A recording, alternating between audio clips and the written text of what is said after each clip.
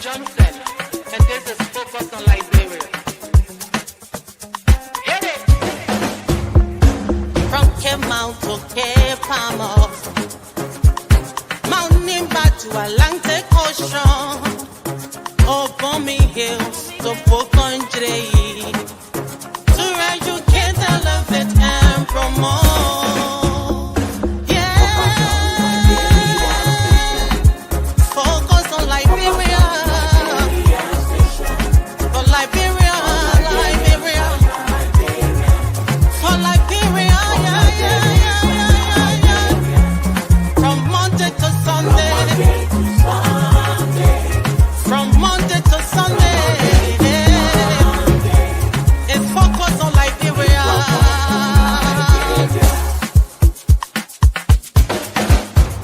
Talk about home affairs, hey, in diaspora,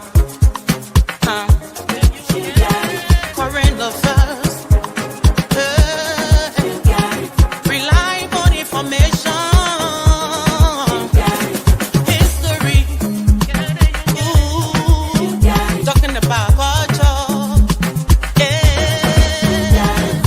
politics, education, entertainment, business, sports, advertisement, articulation. Focus on Liberia. Focus on Liberia. Focus on Liberia. From Monday to Sunday.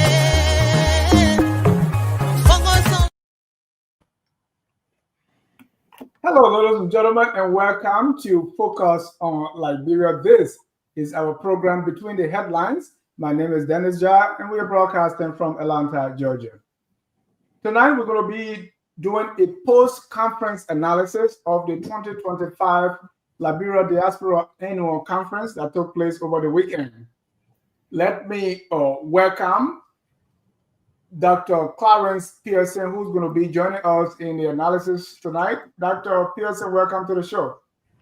Thank you, Dennis. It's a pleasure to be on the show tonight. Thanks for having me, and I want to say hi to my fellow panelists and the viewers and listeners out there. Thank you. Thank you. Let me also welcome Jimmy Eastmans, who's joining us from the nation's capital. Welcome, Jimmy. Hey, glad to be here, Dennis. Let me welcome the only lady among us. Yeah, that's Karen Wolau. She is joining us even at work. This means this is so important. Caroline, thank you for coming. Thank you, Dennis, for having me. Thank you, Focus on Liberia, and thank you for our audience. Let's have the conversation tonight. Thank you. Thank you. Let me welcome somebody who also attended the conference. Is Mr. Anthony Russell Jr. Welcome, the independent-minded Anthony. Thank you, Mr. Dennis, and my fellow panelists as well for having me on here. I'm excited to be a part of this discussion. Thank you. Let me welcome, our community executive director, that's the executive director of LAMA, the Liberian Association of Metro Atlanta, Mr. Bio Brooklyn, who was also at the conference. Welcome, Bio. Thank you, Dennis. It's a pleasure being here. Thank you. Last and definitely not the least is Dr. Otavius Jones Malley. Welcome, Dr. Malley. Oh, thank you, facilitator, and my greetings to the rest of the panelists. And I'm sure we are going to do justice to the topic tonight. Thank you. We want to welcome all our listeners from across the globe. If you have not already done so, please share the show, invite someone, and let's discuss. I'm going to start with, there's a question here, starting with, as a form of introduction. Let me start with Caroline. Caroline, what piqued your interest about the Liberia Diaspora Conference? When I asked you to be here, you agreed to be here. What's your interest that make you say, yes, this is something important for me to talk about? Well, once again, thank you for having me on the show.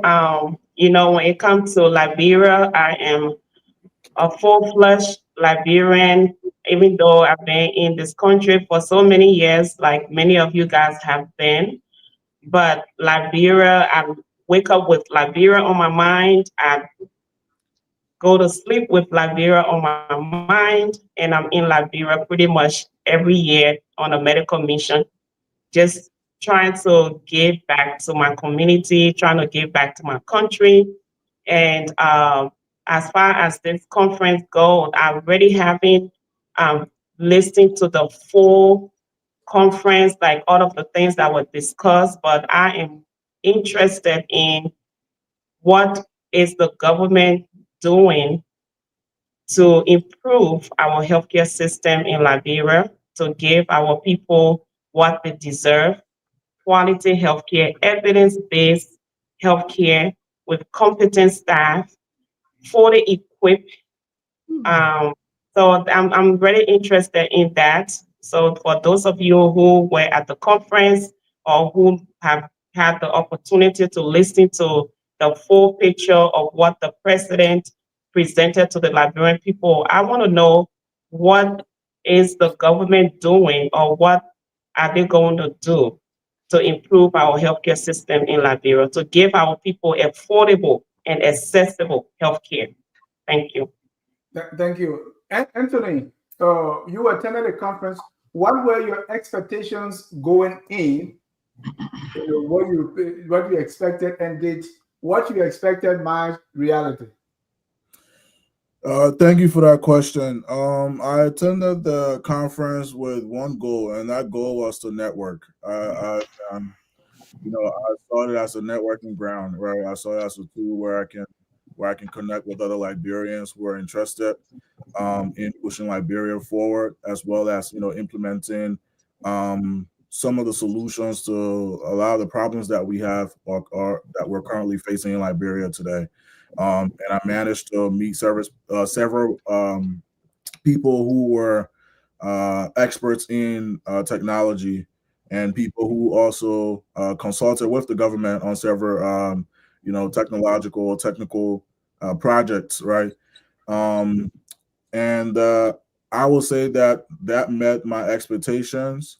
It met my goal on the networking side. But as far as we get into the cons, we will dive deeper. I mean, I would dive deeper into my experiences with the cons as well. But the pros is that, I achieve, the goal of networking and actually connecting myself with Liberians who are on the same level when it comes to, moving the country forward. Yeah. Thank you. Jimmy, same question. What were your expectations going in? Thank you. Thank you very much. Dennis, what I was looking for in this conference is that we're going to start forming the mechanism to channel Liberian resources, expertise back to Liberia. We have so much, and the conference confirmed what I suspect. We have so many experts, so much to give back to Liberia in terms of resources, skills, experience, but how to channel it, how to make it so that Liberians in Liberia welcome this movement, the expertise that's available, and how can we synthesize our efforts. And so I wanted to get in on the ground floor, because I know that is going to be the most important thing. It's not that we don't have people who can do things, but it has not been translated into something tangible, a movement where we can completely change our trajectory. So I was looking forward to see if this mechanism was in the making. And I'll comment later on what I've observed, but that's what I was looking to see. One more, were your expectations met? It's still in the making, because this conference will require actions.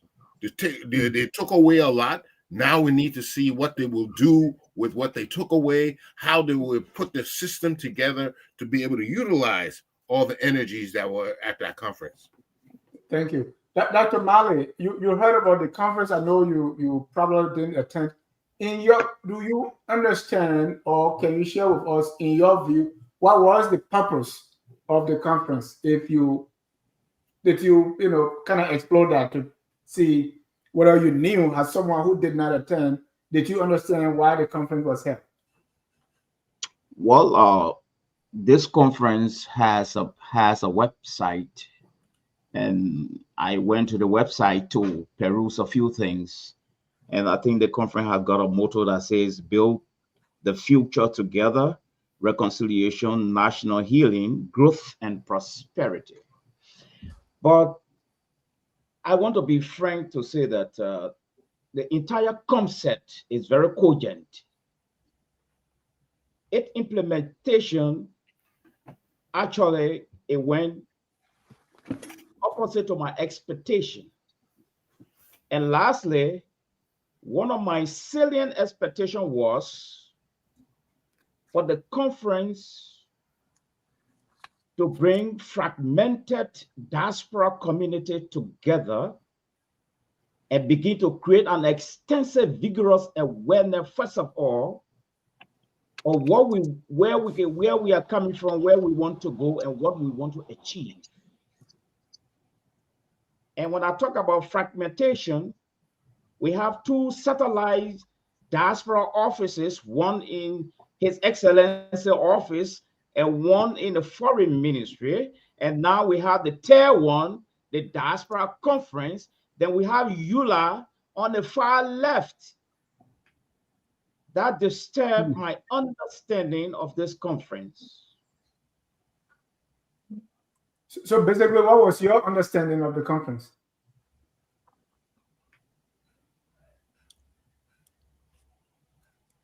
Oh, Dr. Pearson, I know you even submitted a proposal to the conference to be one of the speakers,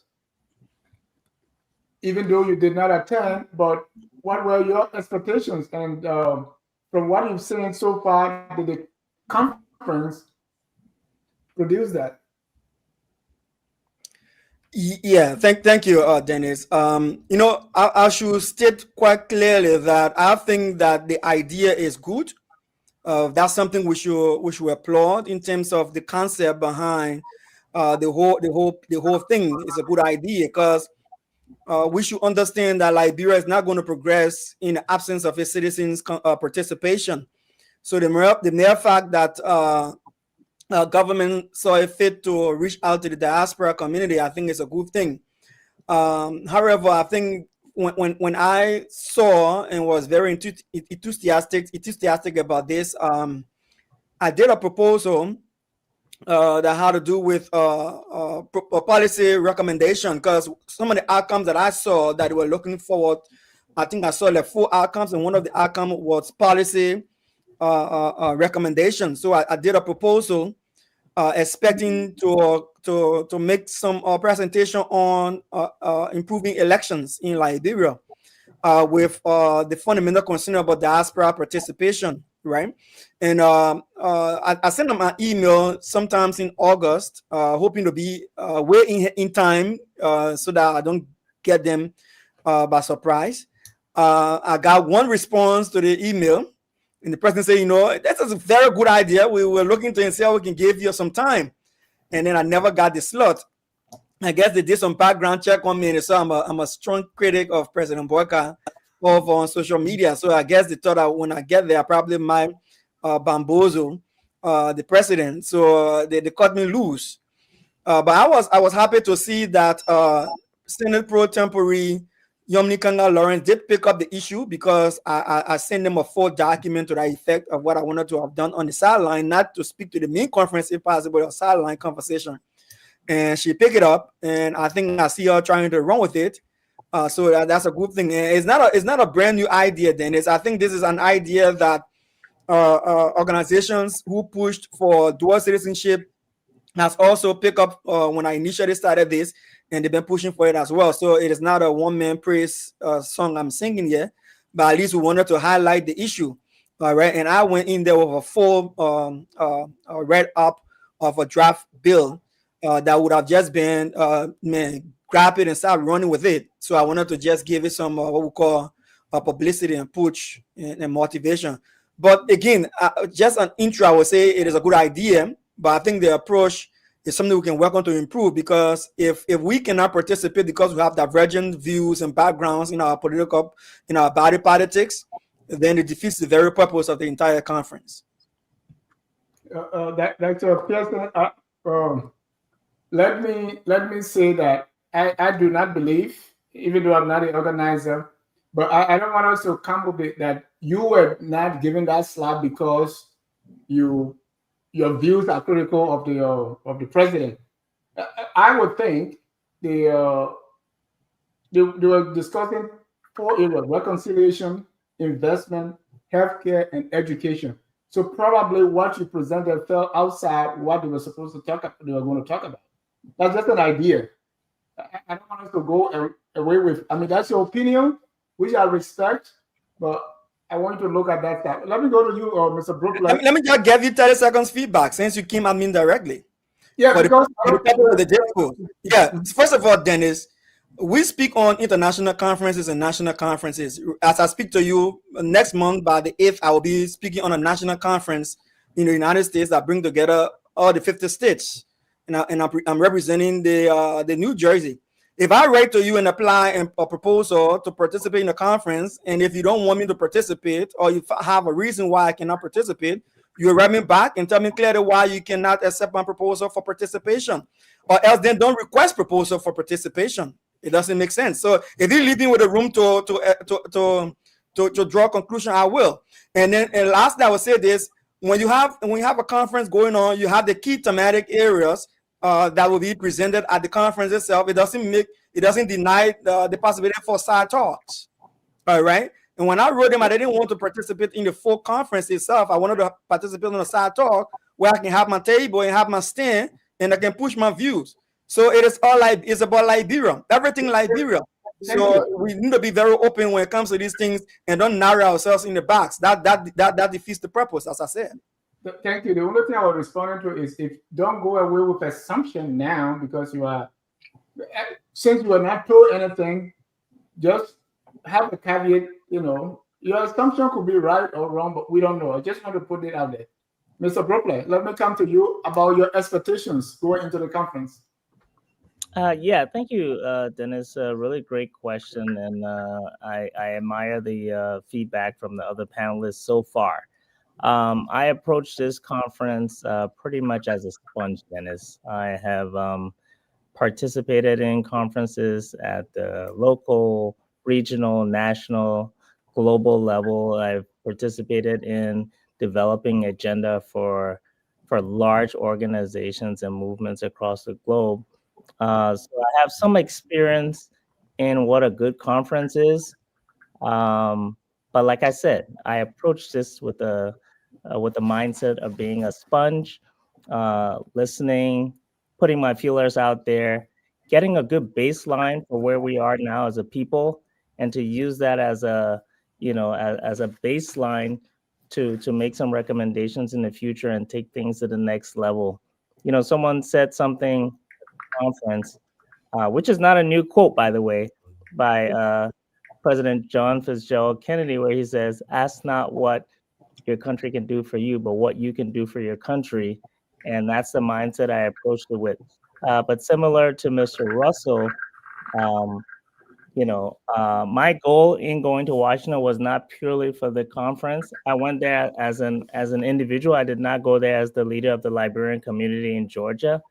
I did have some engagements at the Congressional Black Congress. So a lot of networking was involved in my trip, and I made it work. And I think overall, I was pleased. My objectives were met. I was able to gather where we are as a people, and get a better understanding of how those 4 key areas: reconciliation, healthcare, investment, and education, impact members of my constituency here in Georgia and Liberia on the broader sense. So that helped me shape what we need to do moving forward to drive things forward. So all in all, I was pleased with what I gathered at the conference, and I'm ready to move forward in how we can make things better. Before I leave you, did it come up, when you heard Liberia Diaspora Conference, was it a place for the government to give us the progress report, or was it a place for the government to tell us, hey, this is or tell me what you want me to do for you? Well, it's Practical. What was it really about when you want to explain this to my sister or to my grandma or Fanta in Jopeta Market? well, it's a mixture of both, Dennis. Conferences like this, you expect a dialogue, you expect the convening party to present where they are, and you expect reactions or feedback from its constituency, and that's precisely what happened. Now, of course, there could be some discussions about the delivery mechanism and how effective it was, and improvements that can be made. But the basis of it is dialogue. Tell me what you're doing. Give me a platform to give feedback and give recommendations, and keep that conversation going. So that's precisely what happened. Thank you. Johnny also, I think it's Johnny out from Southtown this tonight, Mr. Anthony Sie, the political bulldog here. Mr. Sie, welcome. And what is your general feedback, or what is your, I want you to give me a feedback on the conference that you watched. I know you didn't go there, but tell me, your feedback when it comes to the LDAC 2025. Dennis, thank you. And I want to say thanks to the panelists here. Yeah, Dennis, I follow very carefully. I took time to go through the website. I visited the website over 5 to 6 times, and I read through. It is not a complex website. You can take 5 minutes and you will get a clue of what it's all about. And I did that about 5 times, just to be sure what the whole website and the conference was all about. Yeah, you asking for impression on the optics. The images that I saw at the hall, the individuals that I also saw, and the way the conference was presented, I think it represented us as a country. If anybody took time to really observe, they will come to the conclusion that, this is a very serious event by serious people. We can look at many reasons why. Number one, the head of the conference, I have every reason to believe that he's a very serious-minded man who has expertise and great leadership to put something like that together. And I also want to believe they had a lot of people working along with him, but he provided an excellent leadership. So we had a competent person in charge. And so you saw planning done a little more way ahead. The West Side was way ahead. They did some publicity, even though not much, but they were able to get to us somehow. I know he came here, focused on Liberia, and he had an interview to talk about it. The government of Liberia was highly represented there. And I also saw, partners that they reached out to. I'm not sure the partners carry themselves there. Like, for example, the UNDP, the IOM, and, the government of Liberia. And I think there's another international organization that also sponsor it according to them. So if you put all that together, and the execution as well, it projected a serious group of people trying to do something about their country. And so for me, I give it to them. And I'll go further to say, if the Breakout administration has not accomplished anything meaningful, anything profoundly symbolic, I think this conference will be it. And that's the only thing I'm prepared to go to. But let us not forget, this is not the first time Liberia has tried to show up, all right, to produce imagery that will suggest that will mean something, right? But at the end of the day, now we will have to look at, okay, now that you've done this, now that you represented us better, what are the fruits of all this, and how do we sustain this? So we'll get to the details as we go on. Thank you. Anthony, you were there. Tell me your impression. What were your highs and lows, in summary? Okay, so I think that this conference, it was, when I look at it, I see it as from a standpoint of them not being ready. I wanted the conference, I mean the government, to come with actual implementations, right? You know, you're in government for a reason. And the reason that the people trusted and voted for you was because you told them that you had a solution, or at least some parts of the solution, or at least you know how to implement these solutions, right?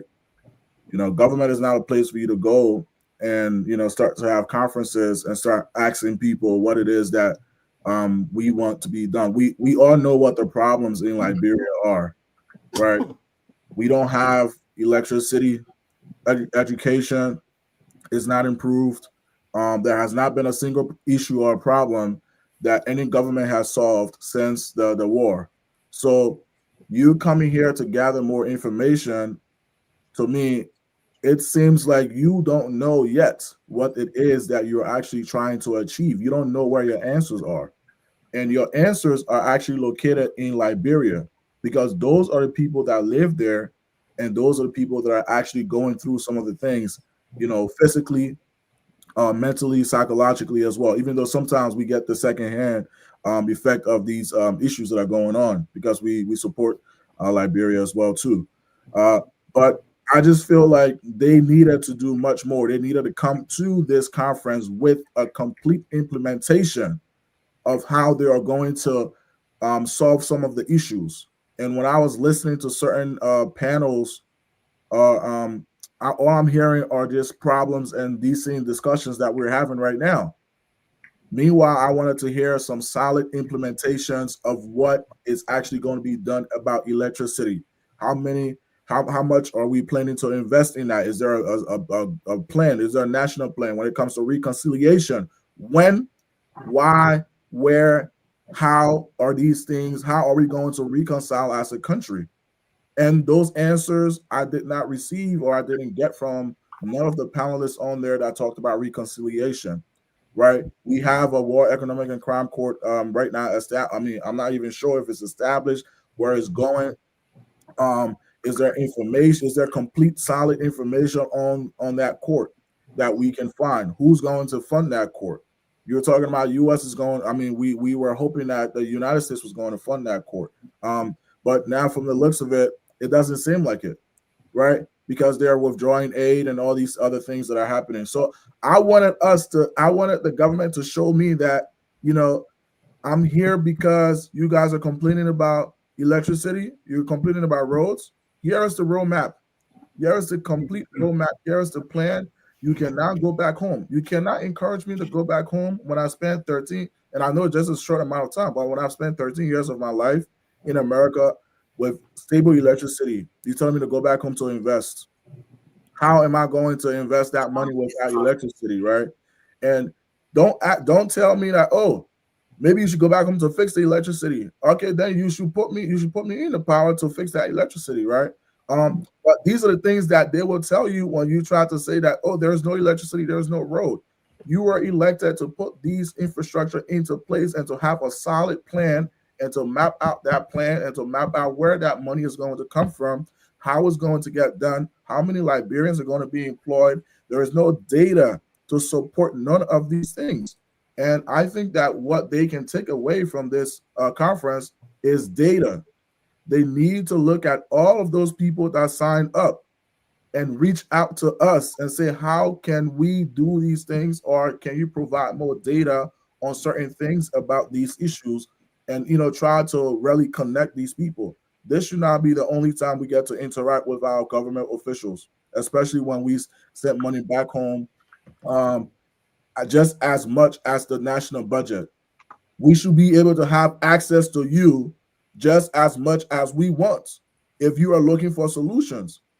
So if you're coming here with just ideas, that means that you should already be looking you should already be looking for way more ways in which you can gather that idea, but you should come to me with implementations when I am, and then make yourself available to my ideas.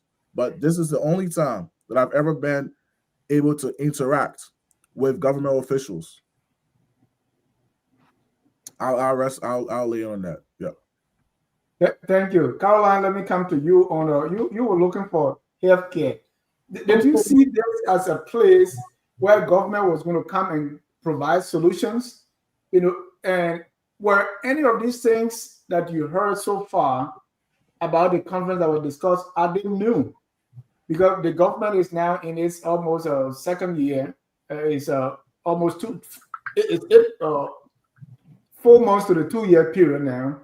So was it necessary for the government to come and say, let's talk about reconciliation, let's talk about this?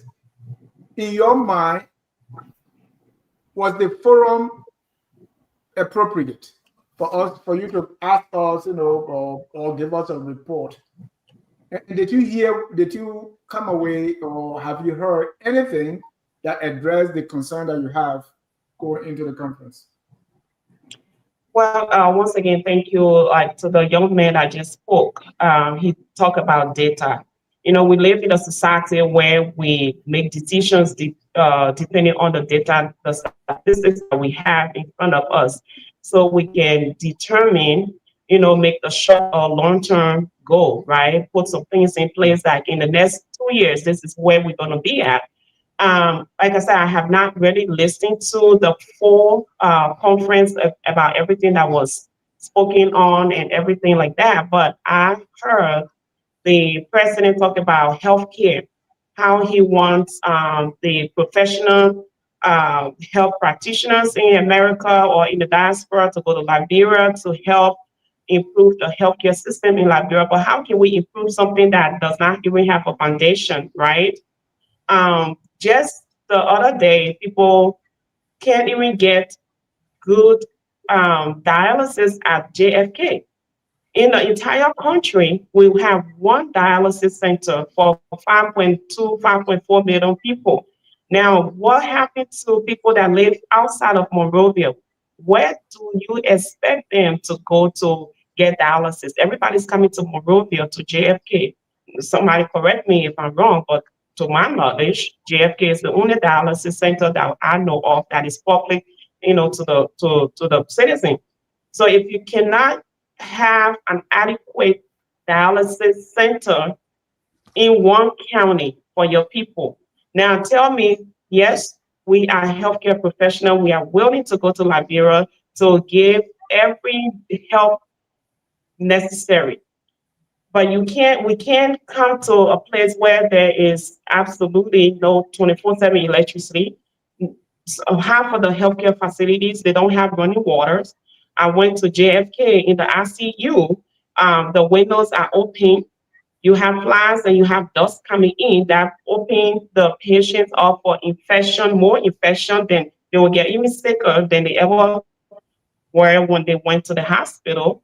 So what are you doing to tell us, yes, come home, these are some of the things that I have put in place? You can't say, you cannot call me your partner, but I'm the one who's always giving. And even in my giving, sometimes some of us are not even accepted, or people will think that we're coming to take their jobs away from them. Some of the information that you are asking for, it took me almost 6 months to ask, where is your healthcare policy when it comes to XYZ at Redemption Hospital? The policy is sitting down at the Ministry of Health at that time when I asked. Like, how can you tell me how are your nurses going to perform CPR? Or what is the policy when it comes to calling a code, but you don't have it available at the healthcare facility? This is what I'm talking about. Come and tell us, these are the things that we put in place, and this is where we are lacking. And this is where we want you to come and help us so we can stand on our own. You can't just keep telling us what the problems are. We all know what the problems are. It is about time that we start taking the initiative to do action, to take action. You can't keep asking, you can't keep begging, And things people are trying their best to do the bare minimum they can, but it's not being effective because the problems, like it's so many problems. Most of the ministries are broken down.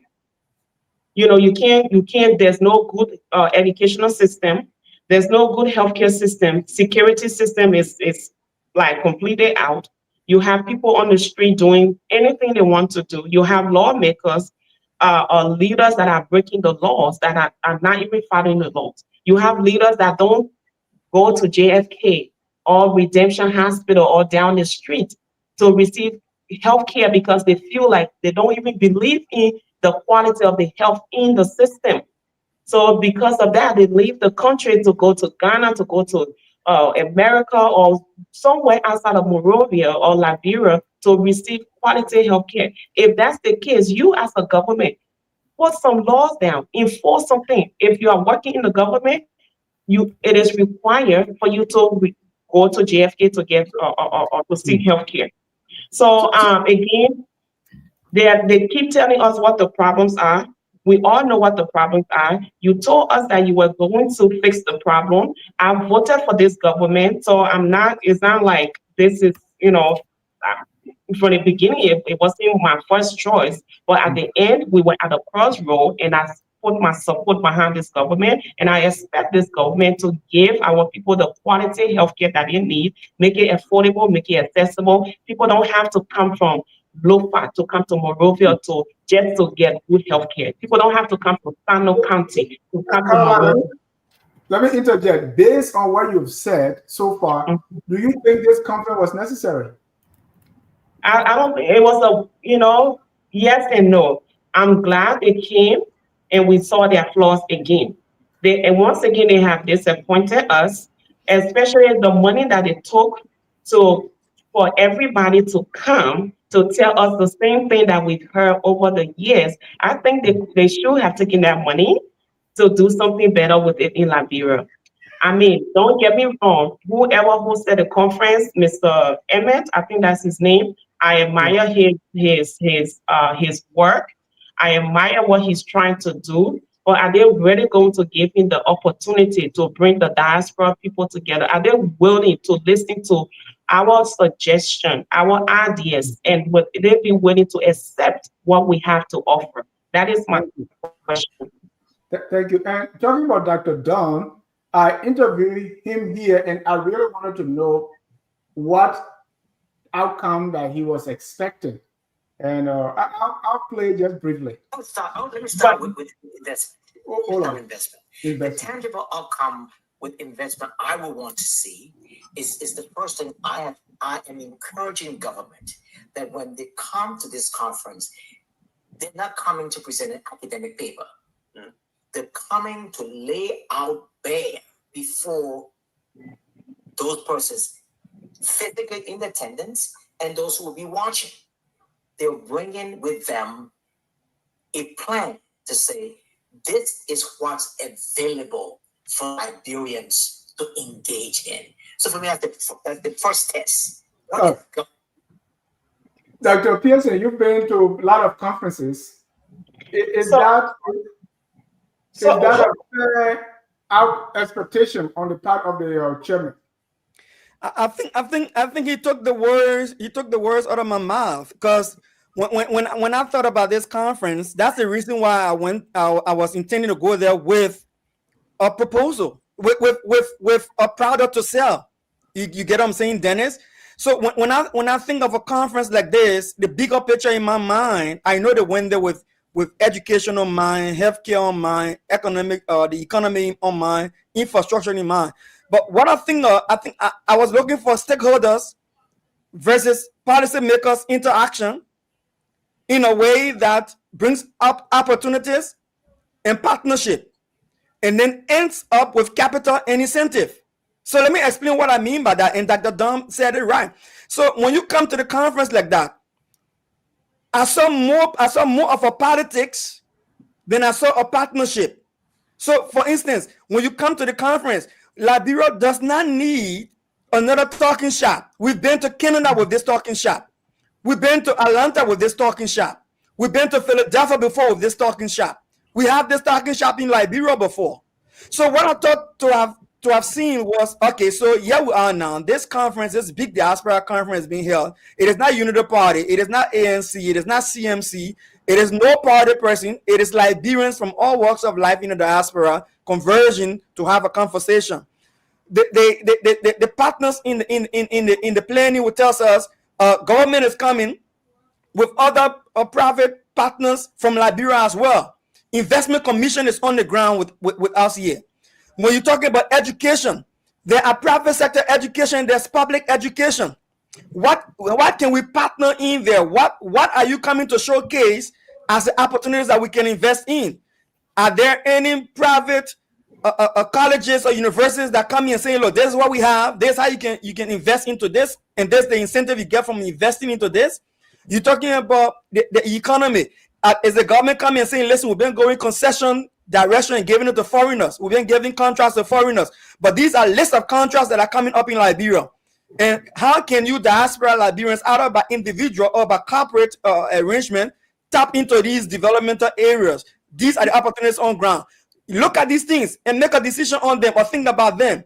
Or take up infrastructure. We want to do solar farm. We want to build roads. We want to do a lesson play business. Liberian poor crying, don't get lesson to the Lebanese man, right? To have the major data of the country in their hands. So now that you already know us, we hear if we have to give you this contract to print lesson place in Liberia, can the diaspora take on this in the next phase if we don't give the contract back to the Lebanese people? This is the cost of such a project. This is what we need.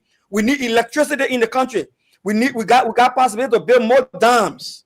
These are areas that have been earmarked that many dams can be built on. We want to do how you guys call it, tourism. We got these different sites for tourism. The lands are there. The attractions are there, but they have to be developed. These are the projections for these development. Do you want to bring a list of things that we can buy into? But again, this was just another talking shop. And at the end of the day, there's no investment. I wanted to see central bank governor sitting there and saying, Liberians, even though we're giving you the list of things that are coming up that Liberians in the diaspora can invest into, we see you bring billions into the country through remittances. Those billions not going to be sent to your family members, but direct these billions to these developmental subjects, these lines, these projects that want to. But when you do this, if you bring 50% of the capital, we will give you an incentive of another 50% of capital in loan to make sure that this happens. We'll collaborate with banks in Liberia to make this happen. Or we will even open the Agriculture and Development Bank and we'll put money there. If you bring 75% of capital for this investment, we'll tap it up with another 25% to support what you're going to be doing. And, this is what we're talking about. But again, anyway, if this was Cummings, President Cummings in waiting, if this was President Cummings in waiting, that's what I would expect. But again, this is not President Cummings in waiting. This is somebody who does not have the wherewithal, who does not have the contemporary mindset to drive change. And he has a lot of people who are up front only to get the DSA for the traveling. Not the technical know how to produce the results we need. So yeah, there's limit. I think that the Dan put it quite well, and I will have taught the same as well.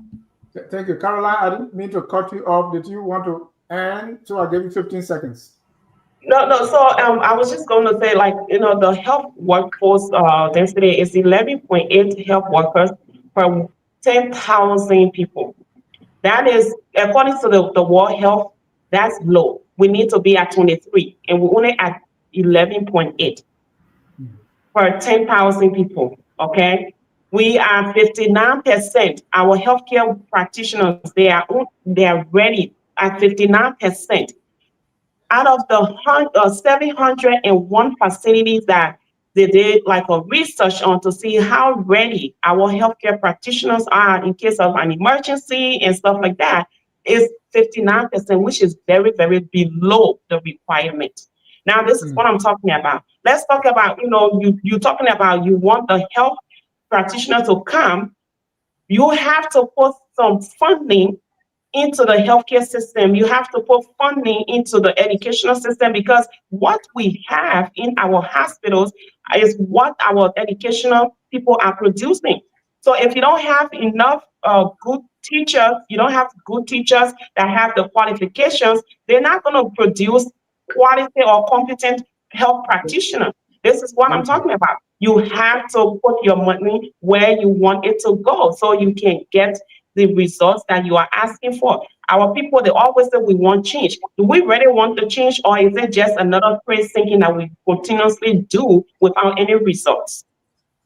Thank you. Jimmy, I watched the conference, even the pictures, everything. I mean, it was just good, right? I attended some, conferences here. That was like to that standard when it comes to the optics, what I saw, the presentation, how people are coming on stage, the panel, and everything else. But that was not the purpose. We want to be outcome driven, right? So talk to me. You were there. Let's talk about outcome. As a result of this conference, what do we expect? And be on standby. I'm going to come to you with a breakout session, because the breakout, we are expecting some of these things to come up. So Jimmy, what are some of the things that you took away as a result of the conference, that you went home and said, okay, I came here because, just like Dr. Don was saying, we're expecting this. These are the tangible outcomes as a result of the conference. Did you see those? Okay, Dan. I will tell you. I listening to our panelists, and I listened to people in the conference, and I want to tell you something. They came to talk to Liberians about how to bring the diaspora into building Liberia. And one of the things they said, they need reconciliation. That reconciliation also involves bringing political entities together. In other words, all the different parties we have today, the CDC, the UP, and the ANC. How can we come together, reconcile our differences, and work together on a project? And this project is Build Liberia. But I want to tell you, to do something like this requires technicians underneath. Let me just give you an example. When they came to us, they said they wanted to do 5G. I was with Verizon. All my bosses didn't know how to actually do it, but they just wanted to do it.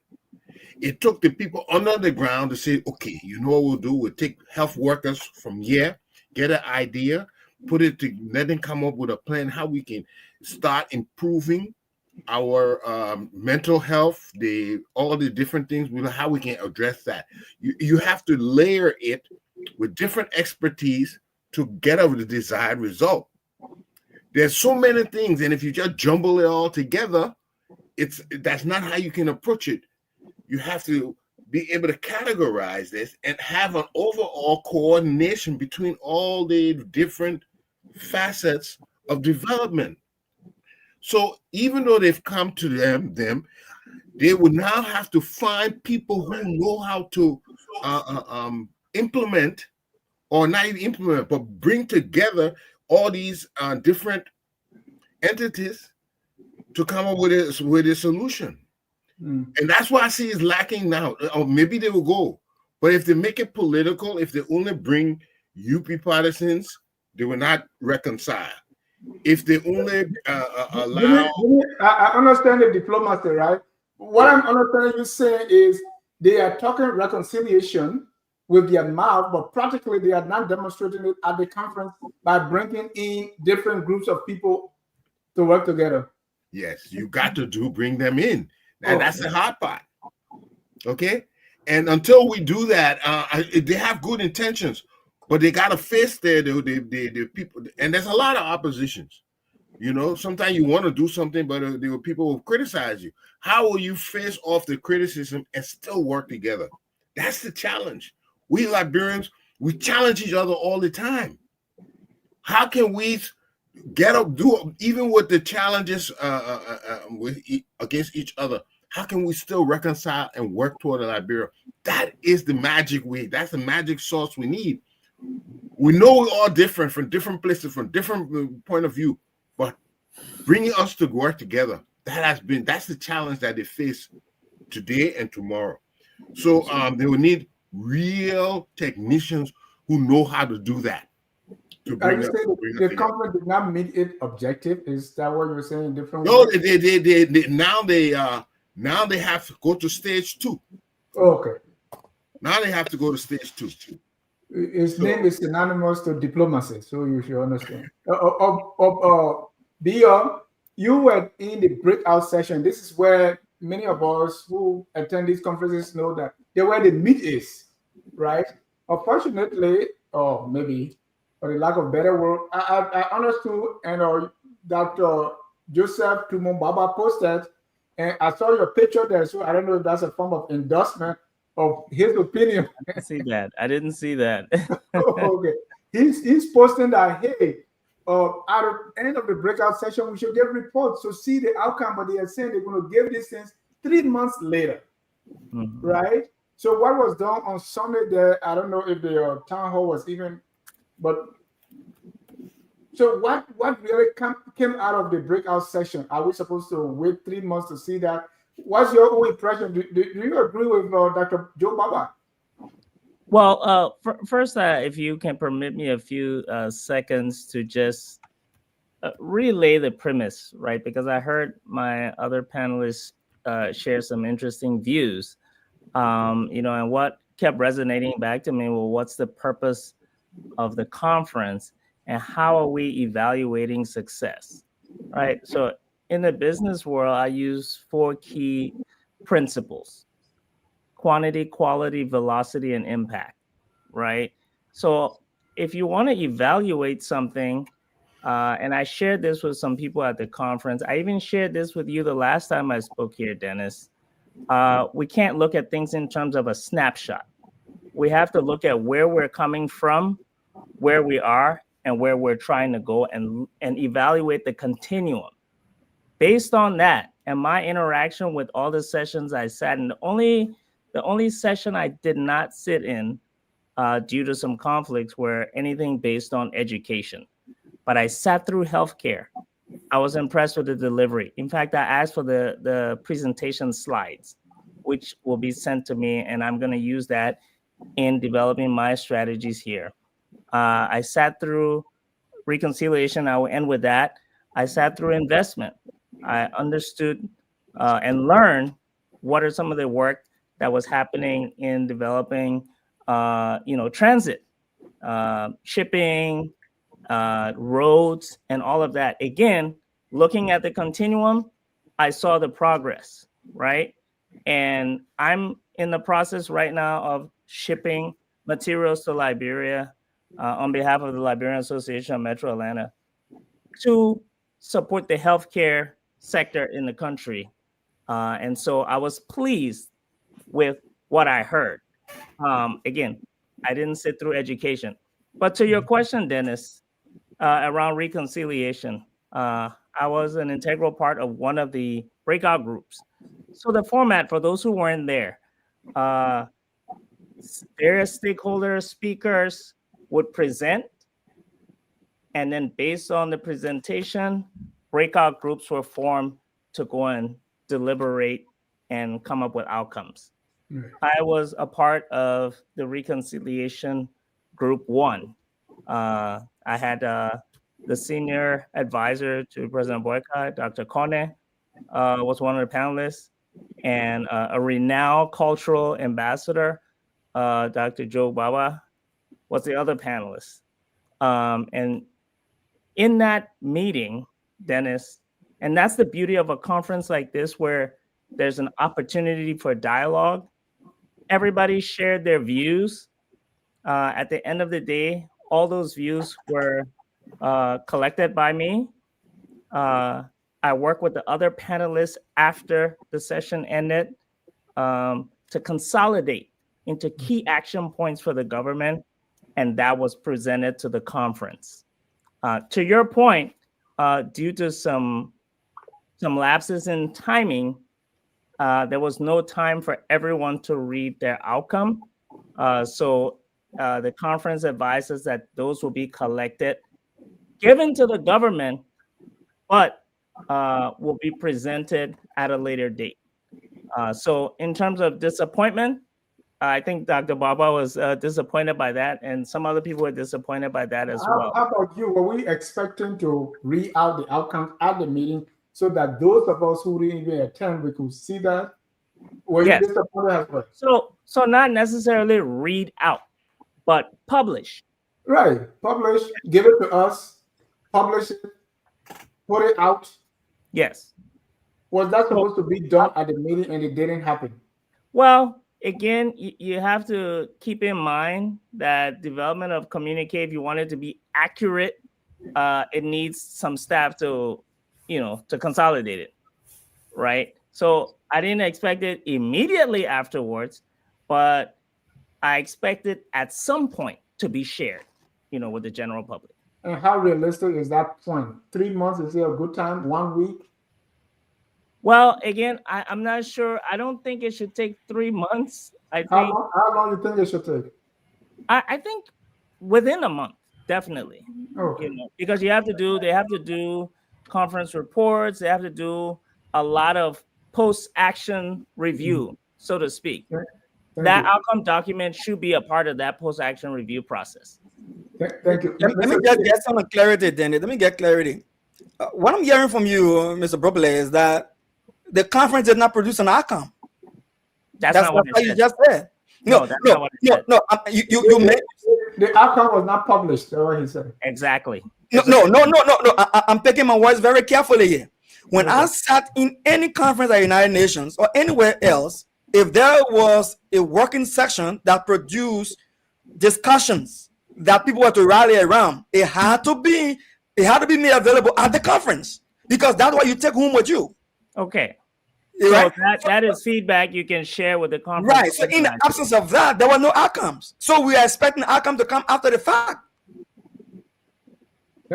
Thank you. Let me go to Mr. Sear. Mr. Sear, your first, and Dr. Knowledge, I'm sorry for now. I'm coming to you.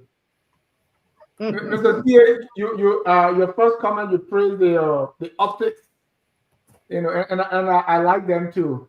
So, what do you say about those who are saying they were just telling us what we already knew?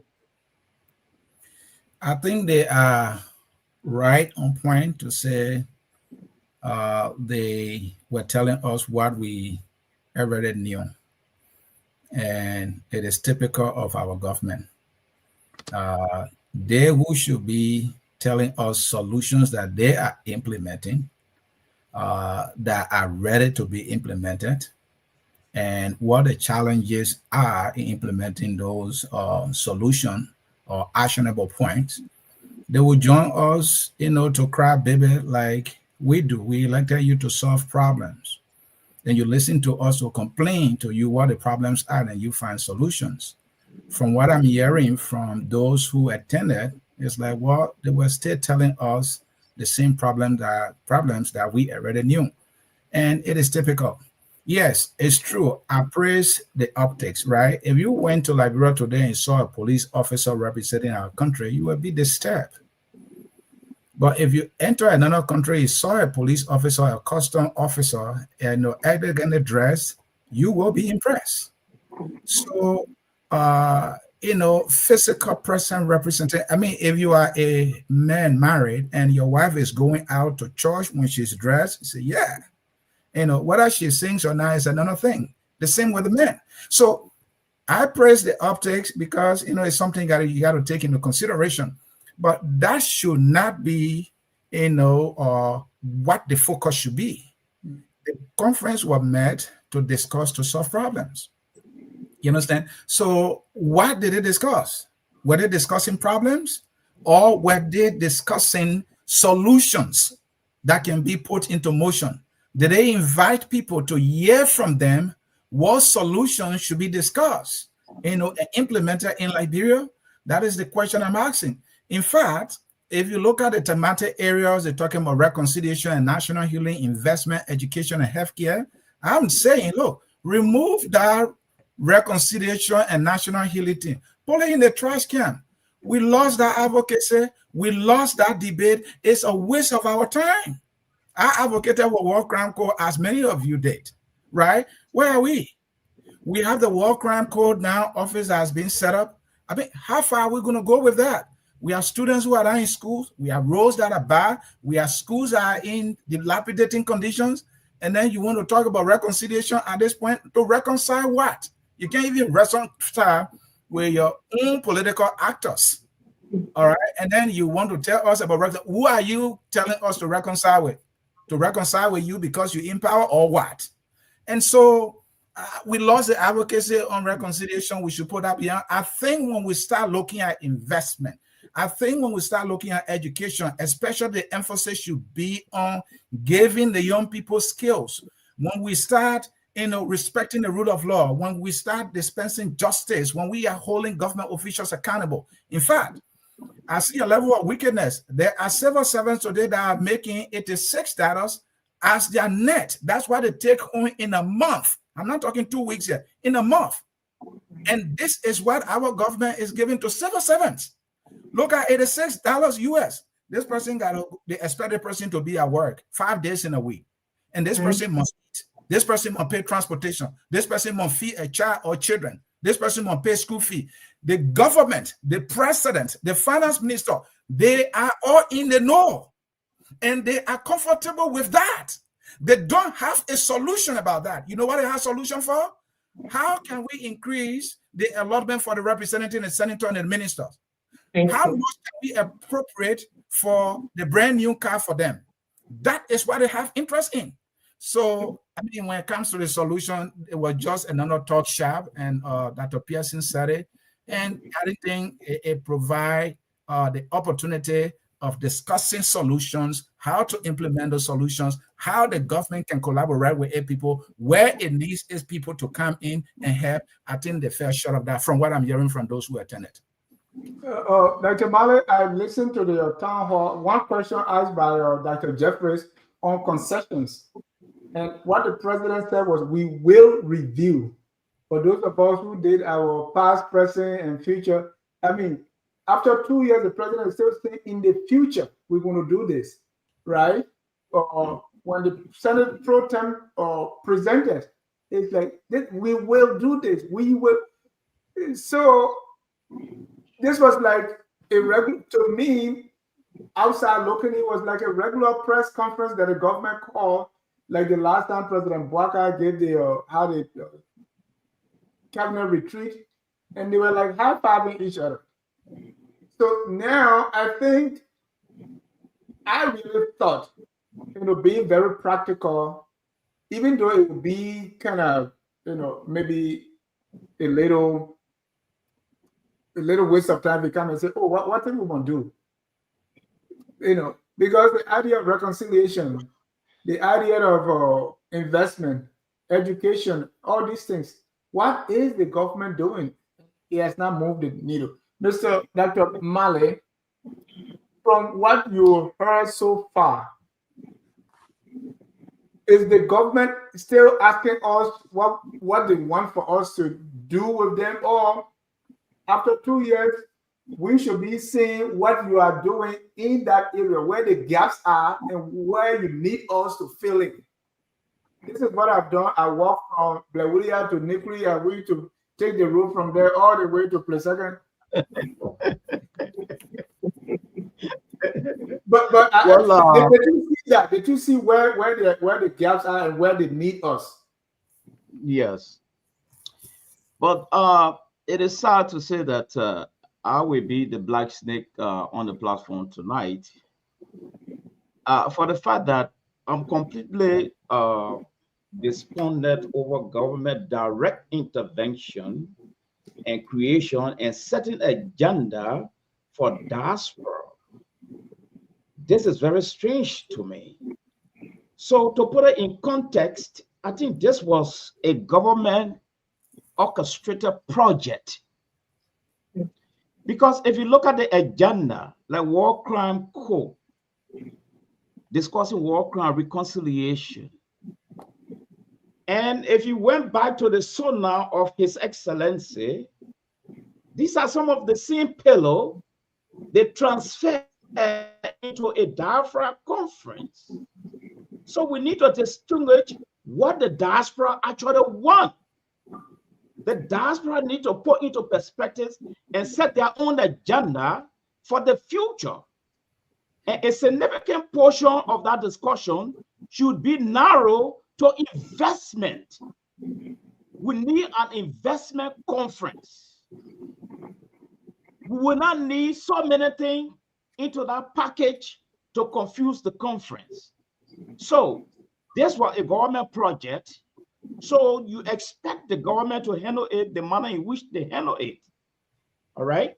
So I strongly believe that we need to focus on the longevity of any diaspora structural entity that will survive in the absence of one government to another government.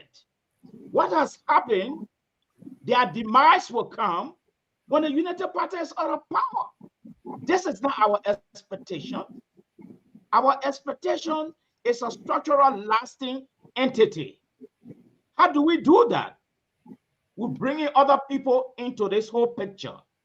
Now, Mr. Brooklyn was just telling me about the very analysis and the very people that were even speaking down there.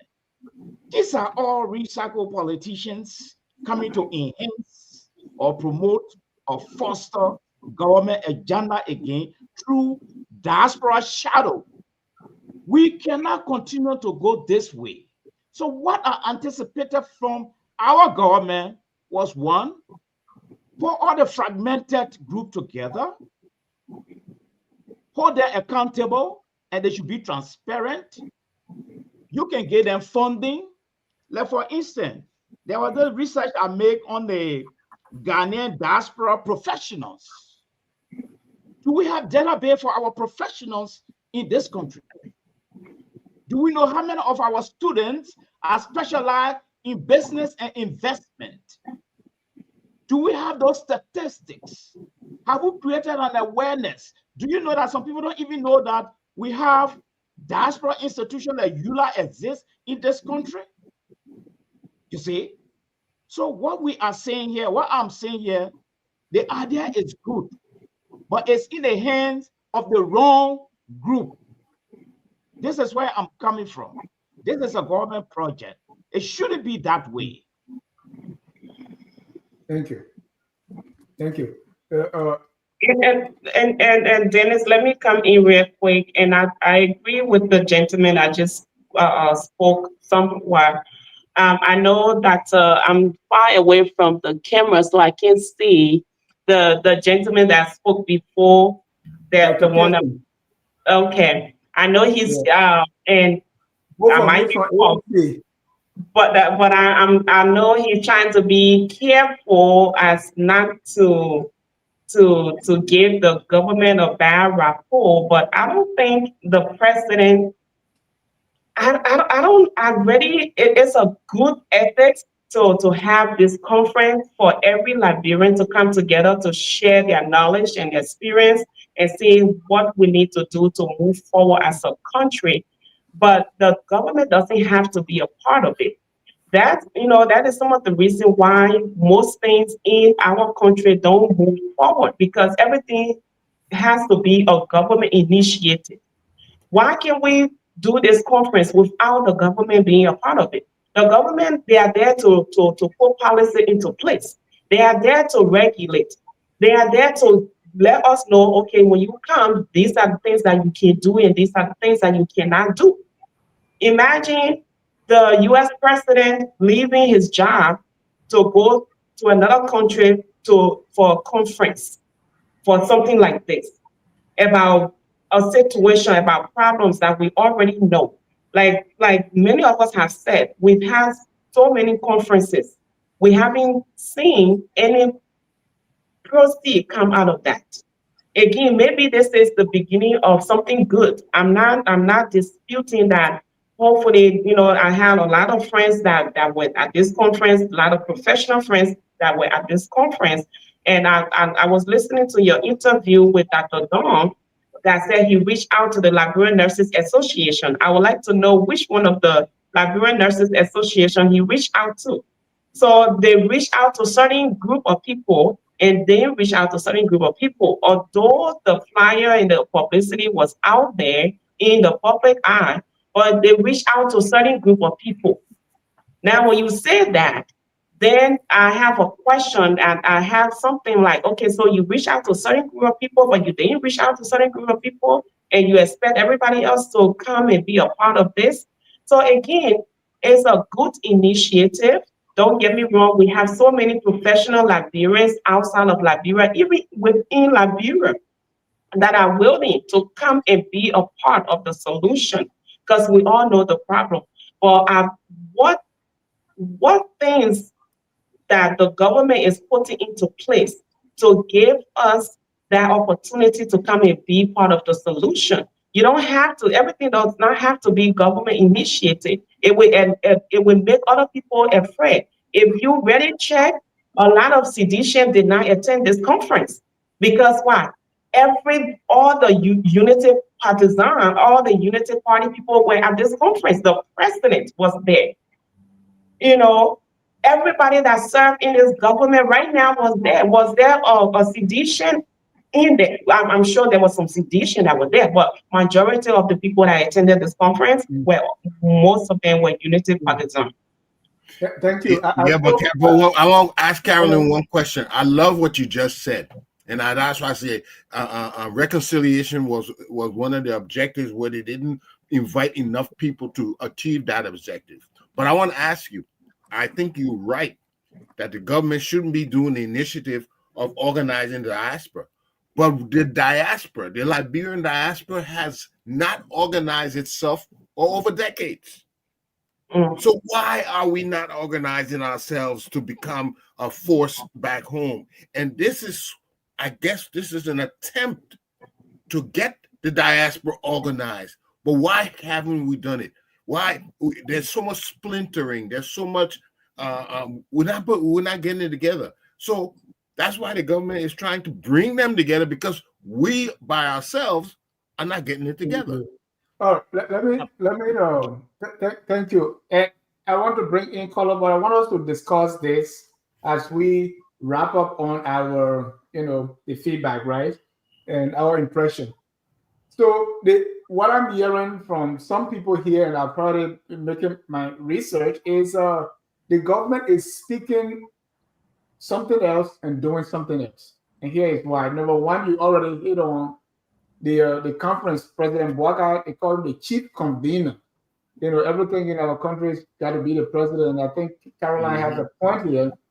So it was President Breakout. I mean, his the executive mansion was like managing this along with someone who the executive mentioned, and we all know that Dr. Don did a phenomenal job, but he was handpicked by the executive mansion. So he did great. I mean, I'm not saying he did.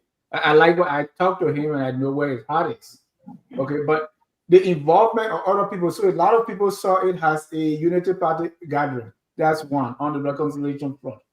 Also, what we saw is while we're talking about investment, report came out today that the president has a $10 million villa in Foya, right? So it's like we're saying one thing and doing the other. And I think whether it's true or false, but most of the time the government is not open about these things to tell us. We also see when it comes to the accountability part, at the same time, while the president was here, we saw what went on in Monrovia with the arrival of former President Weah, the police coupled with people, and now we had a burning of former President Weah's house. And sometimes it's only the political fire that our government can investigate. When the other people got burned, we don't. Then come to concessions. This is the investment summit.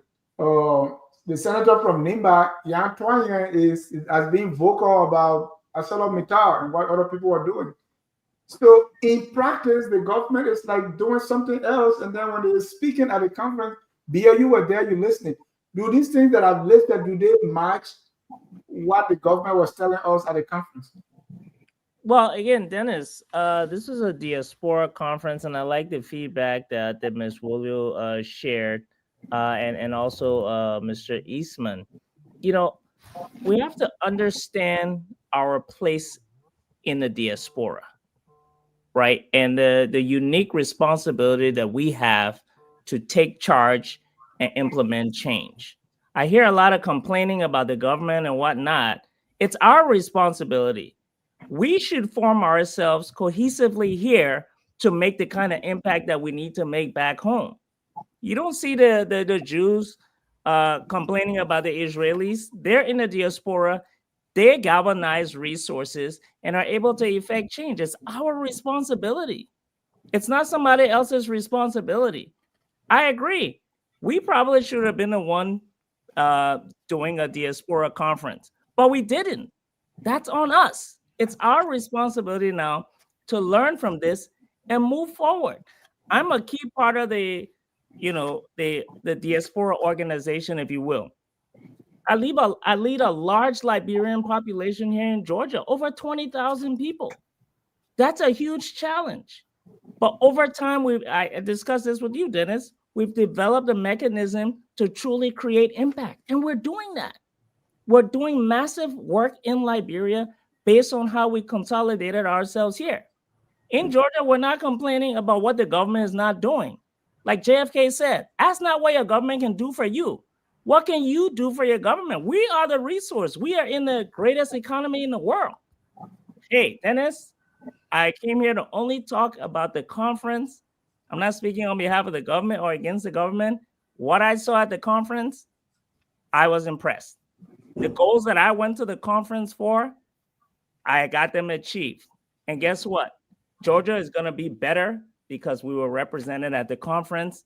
Were there challenges? Absolutely. But those challenges are just beacons for us to address, not for somebody to address for us. And I just want to leave us all with that mindset. We are who we've been waiting for. We are the diaspora. We have the resources that those in Liberia can never have in 100 years. We have to cultivate the support system that's necessary to get them to where they need to be. Together, we can do it. That's my platform. Anthony, can you give me 30 seconds, please? 30 seconds. Go ahead, Anthony. And Anthony. Just to make an appropriate point. I think his point is well in place, but this is what I want to bring to his attention. 3 satellite group of diaspora has been created with the acquiescence of this ruling party. That also helped to undermine the dignity and even the survivability of diaspora group like EULA in America. So is that done deliberately to undermine us? I don't think so. And besides, we have approximately 500,000, according to statistics, diaspora in this place. You have 600 people in the hall. Look at the fraction there. There were a lot of disenchantment, if you agree with me. Thank you. Thank you.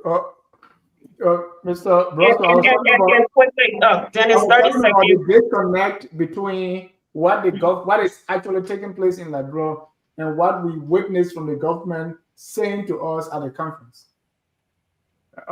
Anthony, do you see that disconnect as well? Or it doesn't matter? That's a great question. Is there a disconnect? Yes. Now, can that disconnect be improved on and shortened? Of course. I think what we as human beings in life, we are prone. We're supposed to be learning from our mistakes. When we look at other organizations that are here in America that support diasporan Liberians all over the world, I think we all make mistakes of making those organizations a little bit too political, right? They have some political attachments to certain government, and you see during certain period of time during that government, you will see certain pros and cons, right? So you go to certain organizations, you will see them talking very positively about the government, and then when that government removes itself, when another government comes into power, that organization might not speak so positively about Liberia. So I think that the disconnect is what we ourselves are doing to Liberia. coming here to talk about reconciliation when the battleground is in Liberia is not really connecting, right? I think that we should be able to choose the topics. I don't think the reconciliation topics, was something that we should have been talking about here. We should have been talking about reconciliation in Liberia because today we still have people who are benefiting from the war in our society in Liberia that holds political power, that holds economical power. That we are paying, we have tax-paying dollars that are in Liberia right now that people are benefiting from. So, the connection has to be bridged. And I heard a lot of people talk about, we're trying to bridge the gap between diaspora Liberians and the Liberians on the ground. I think that, we have to understand that majority of the people right now in Liberia that has political power were people that once lived in the United States or outside of Liberia. So what is it that we are really doing? What is it that they are doing when they actually hold the power to make policies to make it easier for people to come back? They have experience living outside of Liberia before. How are they, or how have they not bridged that gap before? Yet is what I want to understand. If I have lived outside of Liberia for a long period of time and I go back home and I'm in government and I'm supposed to be making policies, what policies am I putting down on the floor? When I come to Liberia for these town hall meetings, when I come from Liberia for these town hall meetings, when I come to these conferences to attend these organizations, these diaspora organizations, right? What policies am I bringing to the conferences, the town hall meetings, to tell people like, okay, these are the ground rules and these are the policies that we're supposed to be making to actually bridge that connection? But that's not something that I'm really seeing. And we can see today that there are a lot of people who are trying to invest currently in Liberia out in the diaspora that will give you lists of complaints, of restrictions, of all the other barriers that are stopping them from bridging that gap. So when you come to me with a number, when you come to me to discuss about numbers, to discuss about how you're going to invest and you're going to do these things, and you're using that same money, you're not trying to cut down your salary. That's the number one thing. You're not trying to cut down your salary. So you're not trying, you yourself are not trying to sacrifice, but you want me to sacrifice, right? You should be sacrificing to cut your salary down because of how detrimental poverty is, how education is not being met. No house, like I'm still like, it's 2025 and we're still talking about dialysis at JFK.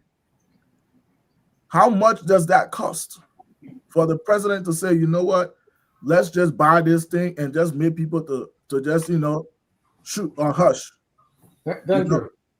Thank you. Ladies and gentlemen, if you are just joining us, we are doing a post-conference analysis of the Liberia Diaspora Annual Conference, and welcome to people for joining us.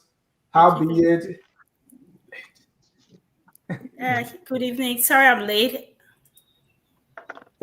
Thank you. And there are viewers I want to brief you. And if you want to join the conversation, please call the number.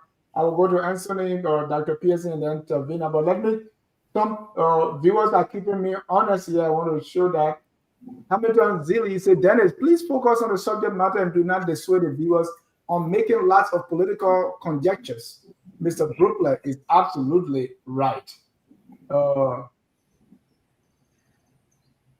Loki said that is false. The conference organizer reached out to every Liberian. You didn't go there because of your own personal reason, madam. You didn't expect the organizers to send you a personal invitation, and you went on. I don't know about that. I can speak to that because that's a lie. Melfi Deco said, how many of you on this platform are even part of Liberian organization in the U.S.? That most of you are not. Yet you sit and criticize and condemn everything, blasé, blasé, blasé. And people talk about Eula. Priscilla said, Eula is synonymous to Liberians in the diaspora because we're talking Liberian diaspora is not only America. So Priscilla is asking, I thought LeBron's in Europe also, so why EULA?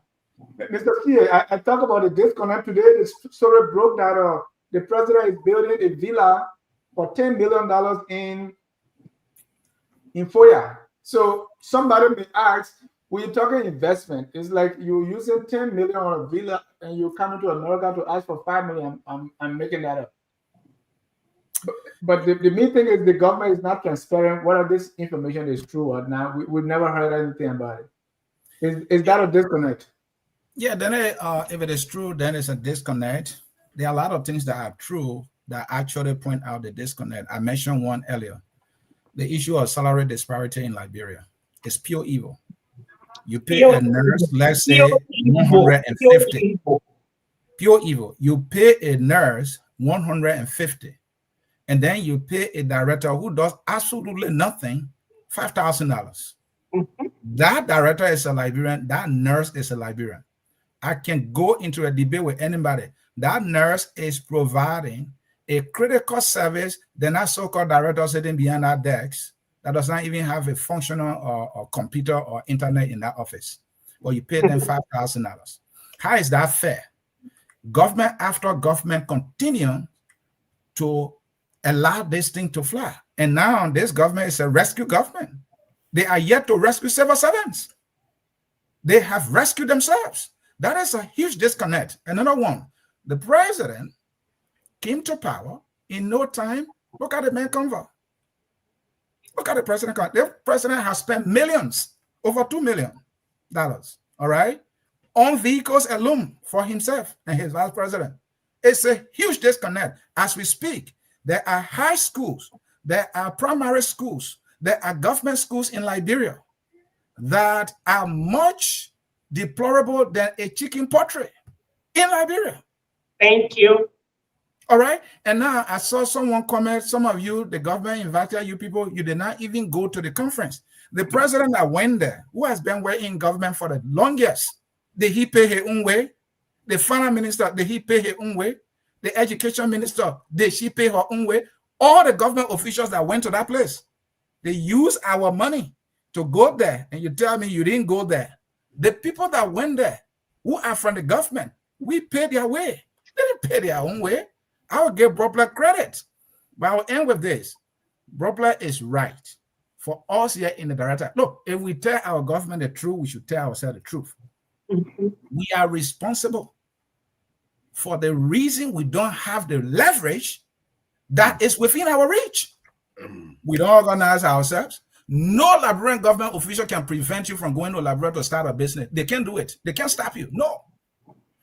We have, Robert said that we live in the most industrious economy, I'm sure I'm right, or the most prosperous economy in the world. EULA, for example, is a failure. Anybody who is from EULA, if you are offended, please take it with a grain of salt, right? You know, EULA is a huge disappointment. I want to see a transformative project that EULA has carried out in Liberia. It is about leadership. Others can do it. So the issue that we're not putting ourselves together, you can't put it on the government. It's on us who has failed to put ourselves together and do much better.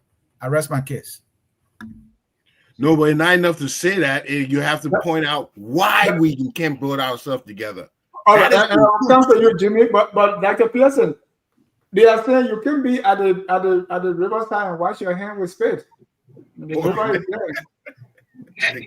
That's exactly what we're doing. That's the argument Mr. Probler is making. So we are responsible. You know, if we can put ourselves together, waiting for somebody. I mean, President Walker was at the conference. Even if he says something that is basic, he gets standing ovation. We all want to be near the president so that we can get something that they have. So we are not putting ourselves together. So don't blame the government. Government want to stay in power. So if you give them if you make yourself into a donkey, they're going to ride you. Dr. Pearson. Well, I think that's a faulty, with all due respect to my fellow panelists, I think that's a faulty analysis. From my studies, it is clear that if you, the parent in the home, disrupt the home so that your children are outside because of you, Their being outside is your responsibility. And if you, the parent in the home, cannot unite your children under one roof, it is your responsibility as well. The reason we go to elections to elect people to office because we expect them to govern the country and hold us together as one people. The rhetoric I've been hearing since the election up to now is one that if you're not Unity Party partisan, you are not patriotic. If you don't support us sing the song of President Breakout bringing 285 yellow machines without proper documentation, then you hate the country. If you say anything that is not pleasing to the ears of Unity partisan, then you're considered to be bitter. Is that the problem that we're discussing and blaming it on the Liberian people? I say no. I was hired by OSIWA, Open Society Initiative of West Africa, to conduct a conference in Liberia. I conducted one of the most highly praised conference in Liberia for country representatives and presidents of other countries who came to Madam Ellen Johnson Sirleaf at the Mama Point Hotel. That conference was a very great success. I conducted that conference, playing it on consultancy, international consultancy. That conference was held to establish Liberia human rights and HIV platform for the country. How come only you alone know about it? No, I'm kidding. I'm not the only person. The reports are public. They put on trying to drive idea, Dennis. At the end of the conference, nobody knew I was the one who did it. And I'm saying, yeah, the government can start an initiative, but it doesn't have to be dominated by Unity Party and its partisans. I mean, why don't you see the government can spearhead? Why aren't you seeing Liberian? Why are you seeing Unity Party? You're seeing Dennis. Who were the central figure of this conference that you saw on all of the broadcasts that you look at on social media? They were all Unity partisans. Liberians. Well, you gave me a chance to say my part. You will say your part. I did not see a balanced conference where you are looking to have all Liberians of the free mind. First of all, let me the very thing you see happening in the chat group right now, in the chat under this show, tells you exactly how divided we are, only because of political lines. It's not because of the diversity we bring to the table to move the country forward. And this is what I'm saying here in short list. Listen, the environment back home in Liberia is not conducive for investment. No, it's not. You like it or leave it. If President Breakout comes out here and tells me that he needs investment education and LU is in ruins, where is the current money in Liberia going to education before I carry my own money there? If he come and tell me right now and say, oh, you know what, we need to do hospitals, how are you taking care of JFK if I carry my own money there? All right. So there are a lot of things going. There are a lot of things going in the country. Liberians in the diaspora, we are not divided, Dennis. We are politically split, and that doesn't necessarily mean we are divided. If people take the dirty politics from amongst us, we'll be able to hold this conference from a front that shows unity, and no politicians coming out to tell us an agenda what they already have, what we want them to do. You already have an agenda. We're not going to change that agenda. For Unity Party, that agenda is that identity. You can give all the advice and recommendation you want to give. If it doesn't fall in line with the agenda for transformation or agenda for inclusive development, they're not going to change what they're going to do. No, sorry, it's not. So they already have the agenda. What I look forward to have seen was, listen, these are the opportunities in education. These are projects that Liberians in the diaspora can invest in. Education minister come and lay out different projects and the cost of those projects and tell me the incentive if I were to invest in the project. Tell me this is the project for infrastructure that we think Liberians can be a part of.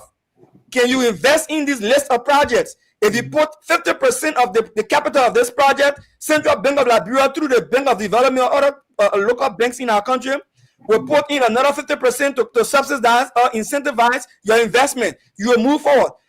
That's what I want to hear. I want you to tell me when I carry my container at the free port, Dukle will not hold it there for 2 weeks and then have to pay extra charges on storage for 2 weeks when it was not my fault for it being there. Tell me, say no, I'm removing APM terminal. I'm removing a medtech. I'm moving all the bottlenecks. When you bring a container, I gave you duty free to come and invest in your own country. These are the things we want to hear. Don't come to tell me what on my mind. I already know what's on my mind. Like the Anthony said, we already finished telling what's on our mind. We put you there to bring results. Tell me, these are areas I want you to invest in. You bring 50%, I will bring 50%, and we get this thing done. Simple. Other than that, I'm giving you 5 cents through your scam. You call, if I send $10 to my man in Liberia, then you take out $1 from there. That scam. That big scam. I can't do that. Dennis, if I would just have 20 seconds, I think we discussed. Thank you. Hold on, Bill. We get us. You know, the people pay when they are on the line, on our call line. So let me give Kesali Double the chance to talk. Mr. Kesali Double, you are live. Go ahead, please. Yeah, thank you very much, Dennis, and thanks to the panelists tonight for the discussion. But I think most of the panelists are not being fair to our country, Liberia. Other than Brooklyn, I think the rest of the panelists have been too political. And I don't think this agenda conference was actually for politics. This conference was intended for every Liberian, every. What does politics mean? Someone to sit on the platform, or someone to sit on the platform and say it was for United Party partisans, I think he's being disingenuous to the country and to the conference organizers.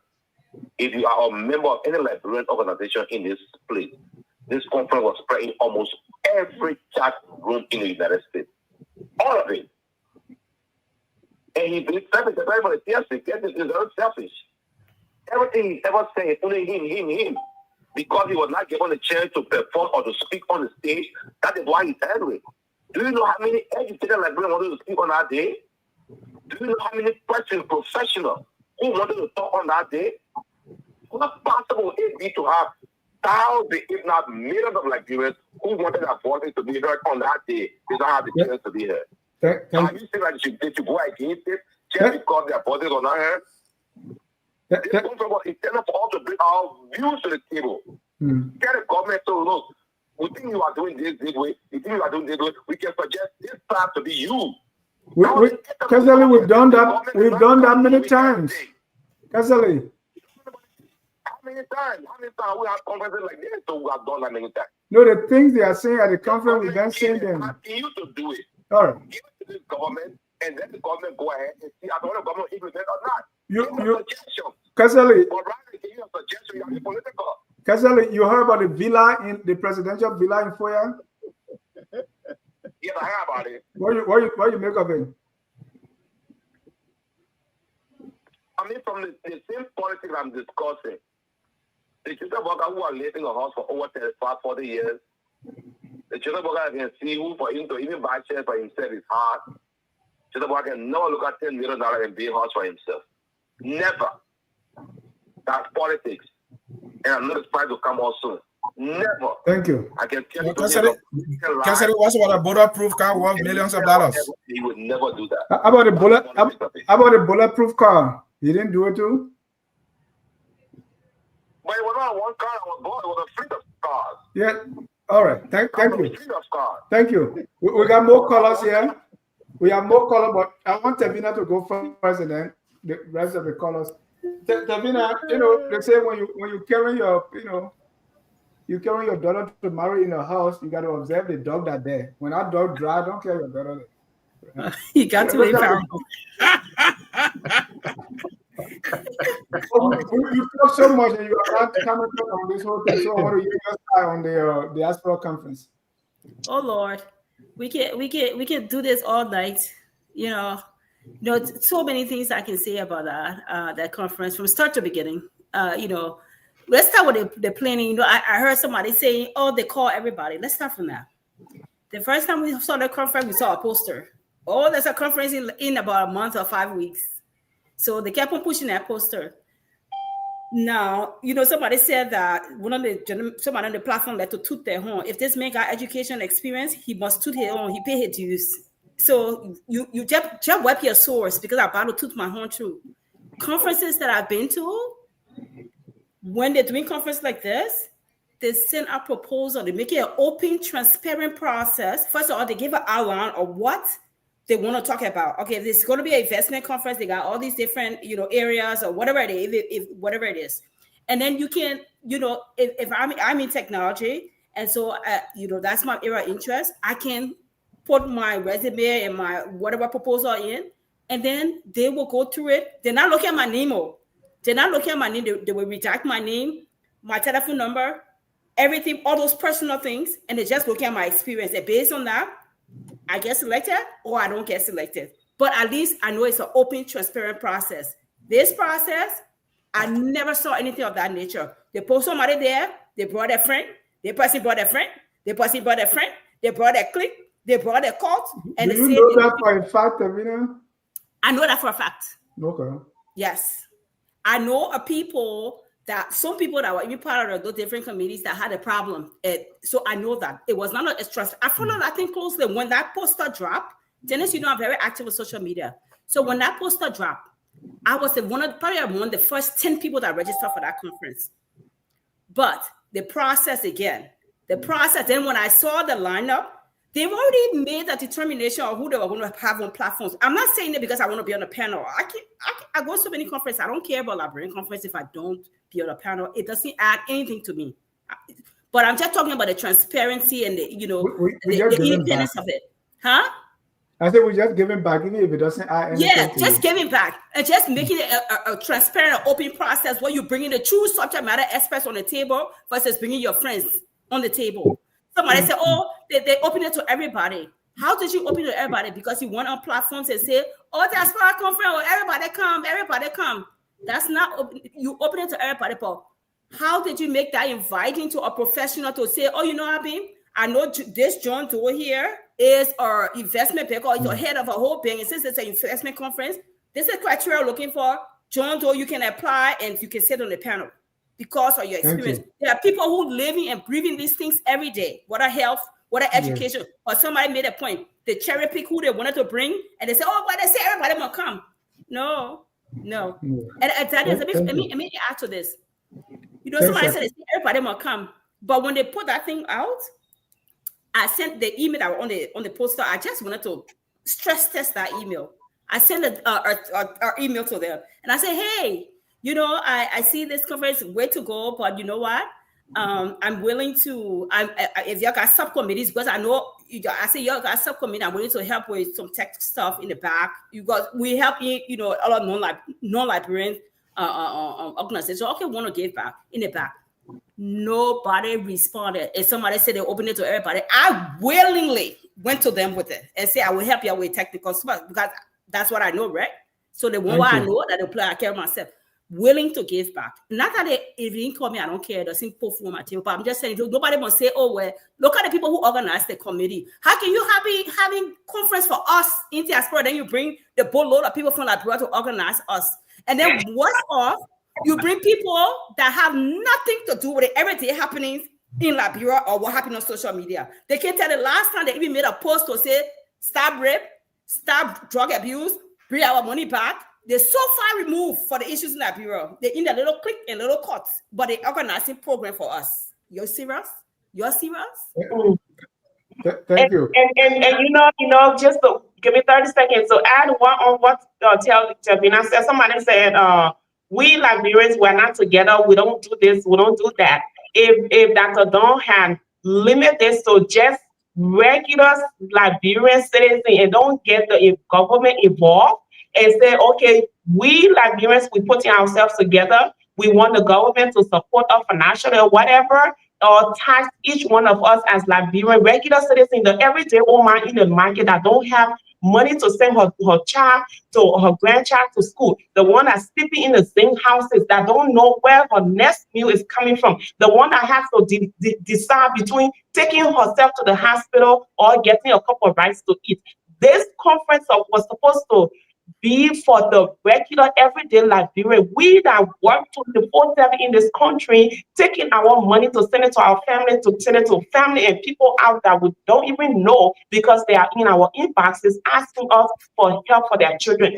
This is what this conference was supposed to be, you know, invite people. But if you take majority of the government that is in power right now and put them on in the face of this conference, and you don't. Right there, you already told us that this is a government initiative. Thank you.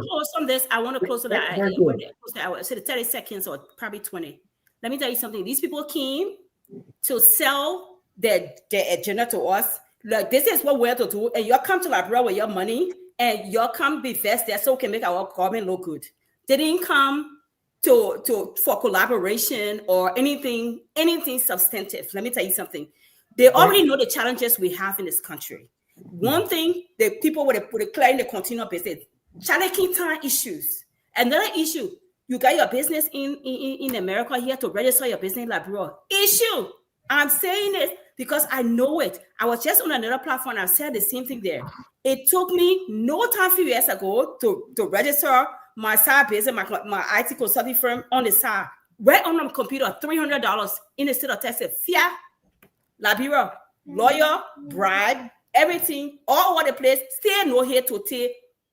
Complete messy process. Just so what is the proposal you came to me with the issues that you know, and you say, well, you came to collect our opinion. You already know some of the systemic issues. Come with a resolution. Let's go from there. But you come with your speeches and your this and your that. I'm supposed to leave Texas to go for that kind of rubbish? No, I'm not going to do that. So I'll stop there. Thank you. I want to bring in the callers, please. They're waiting. I talked to the Anthony Kwamba, who was heading the diaspora. I think he started with President Salib and President Weah. He too is, he expressed the same sentiment that he thought he was going to be. I was inviting him. I mean, he was supposed to be here to share his thoughts on what they did before and what he thought this one could base on, but that didn't happen. Let me bring in some callers quickly here. We have William King, our own William King, FOL businessman. William, you are live. Go ahead, sir.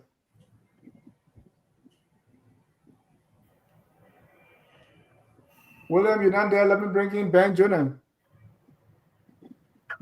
Dennis, I'm here. Thank you for allowing me to speak, and thanks to all of our callers.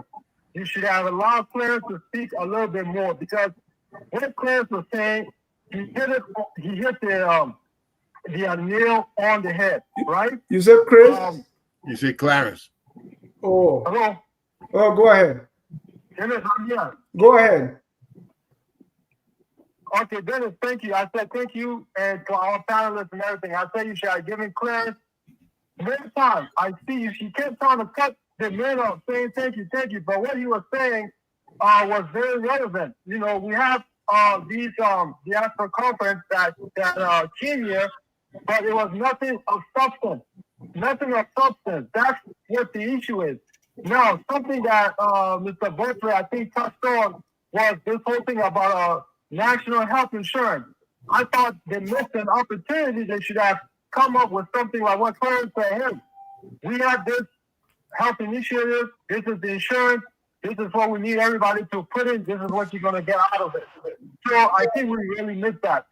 And another thing is, I'm a Liberian who have been to Liberia and have investment in Liberia, and I'm still passionate about it. So I keep trying to make it work. But just the bottleneck, the little things that should not be a problem, they make it a huge problem. We should have a harder time trying to go get customers, but we can't to get the license to navigate through all the bureaucracy and all of that stuff. That's a major issue. Lastly, and then I'm gonna let you guys go. We have we have a complaint. We don't have a centralized place that we can go to as a diaspora to file a complaint or to file for any kind of help. They are huge National Investment Commission. They are focusing on big deals. So when we go about little deals, they don't have time. Also, the governor of the central bank, he's so busy that even if you want to do something that requires his attention, it's not a priority because he's going after bigger things. Lastly, in Liberia, there's a serious lack of capital. So there's not a lot of capital when you go there to try to do certain things. If you go into the central bank to get capital, they don't have any. They have to go to the IMF. They have to go to the all these different NGOs and all that stuff to raise the capital to come and invest. All of these NGOs all have all of these criteria. Thank you. So I think we can do better with our conferences. Thank you, Dennis. Thank you. And William is part of Focus on Liberia. He spent a lot of time in Liberia with different kinds of projects and investments. So, just like John said, hear him. So listen to him. Gabriel, who is a FOL business guy, he said the tenets of private market democracy and capitalism go hand in hand. Rule of law, especially the commercial court's right to both property, both tangible and intangible intellectual property, the ease of doing business, and most importantly, the ability to raise capital locally. So again, that's another business person. What Gabriel says, the conference and the organizers are supposed to focus on investment opportunities in various aspects of the country. They're supposed to talk about incentives and market the investment climate that makes Liberia a competitive destination for investment and investors. I love to listen to Gabriel. Let me bring in, there are many callers here. Ben Jordan. Ben, go ahead, you're live. Yeah, well, thanks for having me. First of all, it is so disheartening that the government needs a conference to tell them about the suffering in Liberia. For me, I think the conference was really useless because since President Parker was serving as vice president to now as president, what has changed? Nothing besides the suffering remains constant of the people. So what is it that he hasn't want people to join that he hasn't known for all these years? The second thing that was so rude on the part of the president and his delegates, he was the one who was supposed to be the answering questions. He left, and then the people said, "Oh, the ministers will be answering your questions." This was a joke. These people were not serious. Instead of the president saying to answer the question, they had the minister of education answering questions of the justice minister. I mean, so it was all over the place. These people were not ready for prime time, and this was just another joke. Because these conferences have been held so many times, and it's going to be nothing at the end of the day. Thank you. Thank you. Let me welcome Dr. George Y. William, who also was at the conference. Georgie, just hold your peace. We will get to you shortly. Let me bring in one wireless caller, 612 area code. You have a minute. Your name and where you calling from? All right. Thank you, Mr. John. This is Elvis calling from Minnesota. Go ahead. Thank you for the show. You had a great panel tonight. I'll re-echo what William was saying about Dr. Pearson. I think he really shined in the discussion tonight. This is his wheelhouse, so to speak. And I think you should have given him more time to really expound on some of the things he was saying. But how do you make suggestion to the best in the business? Everything I do here is right. Go ahead. Okay. Yeah, and in regards to the business aspect that most people are talking about, right? Let's be fair to the government.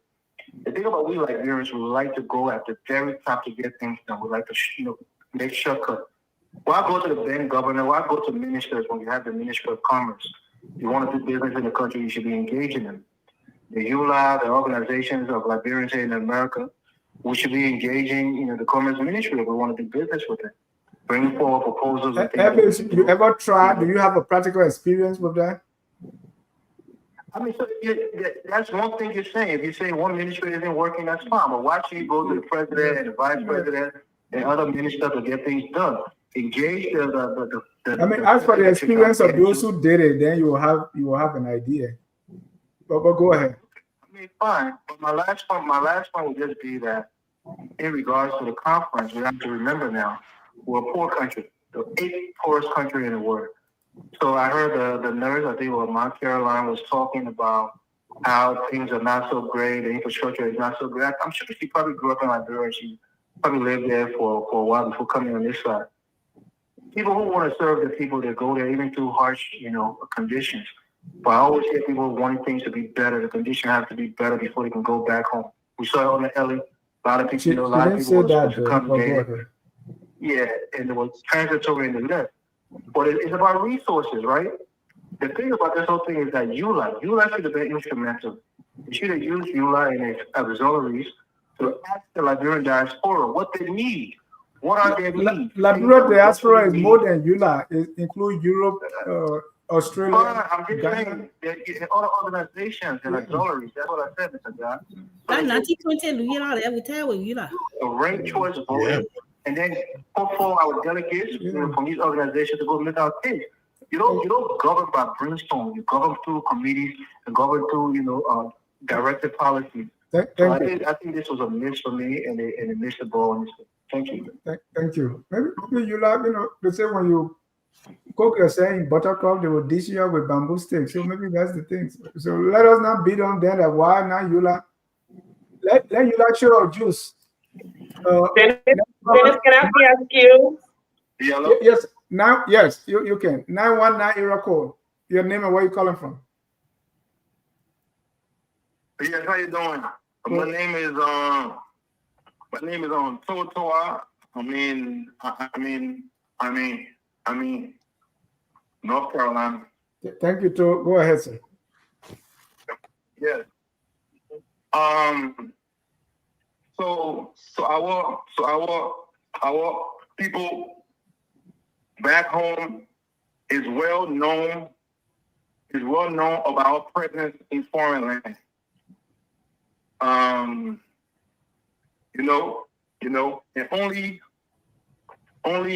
only Liberians can fix Liberia.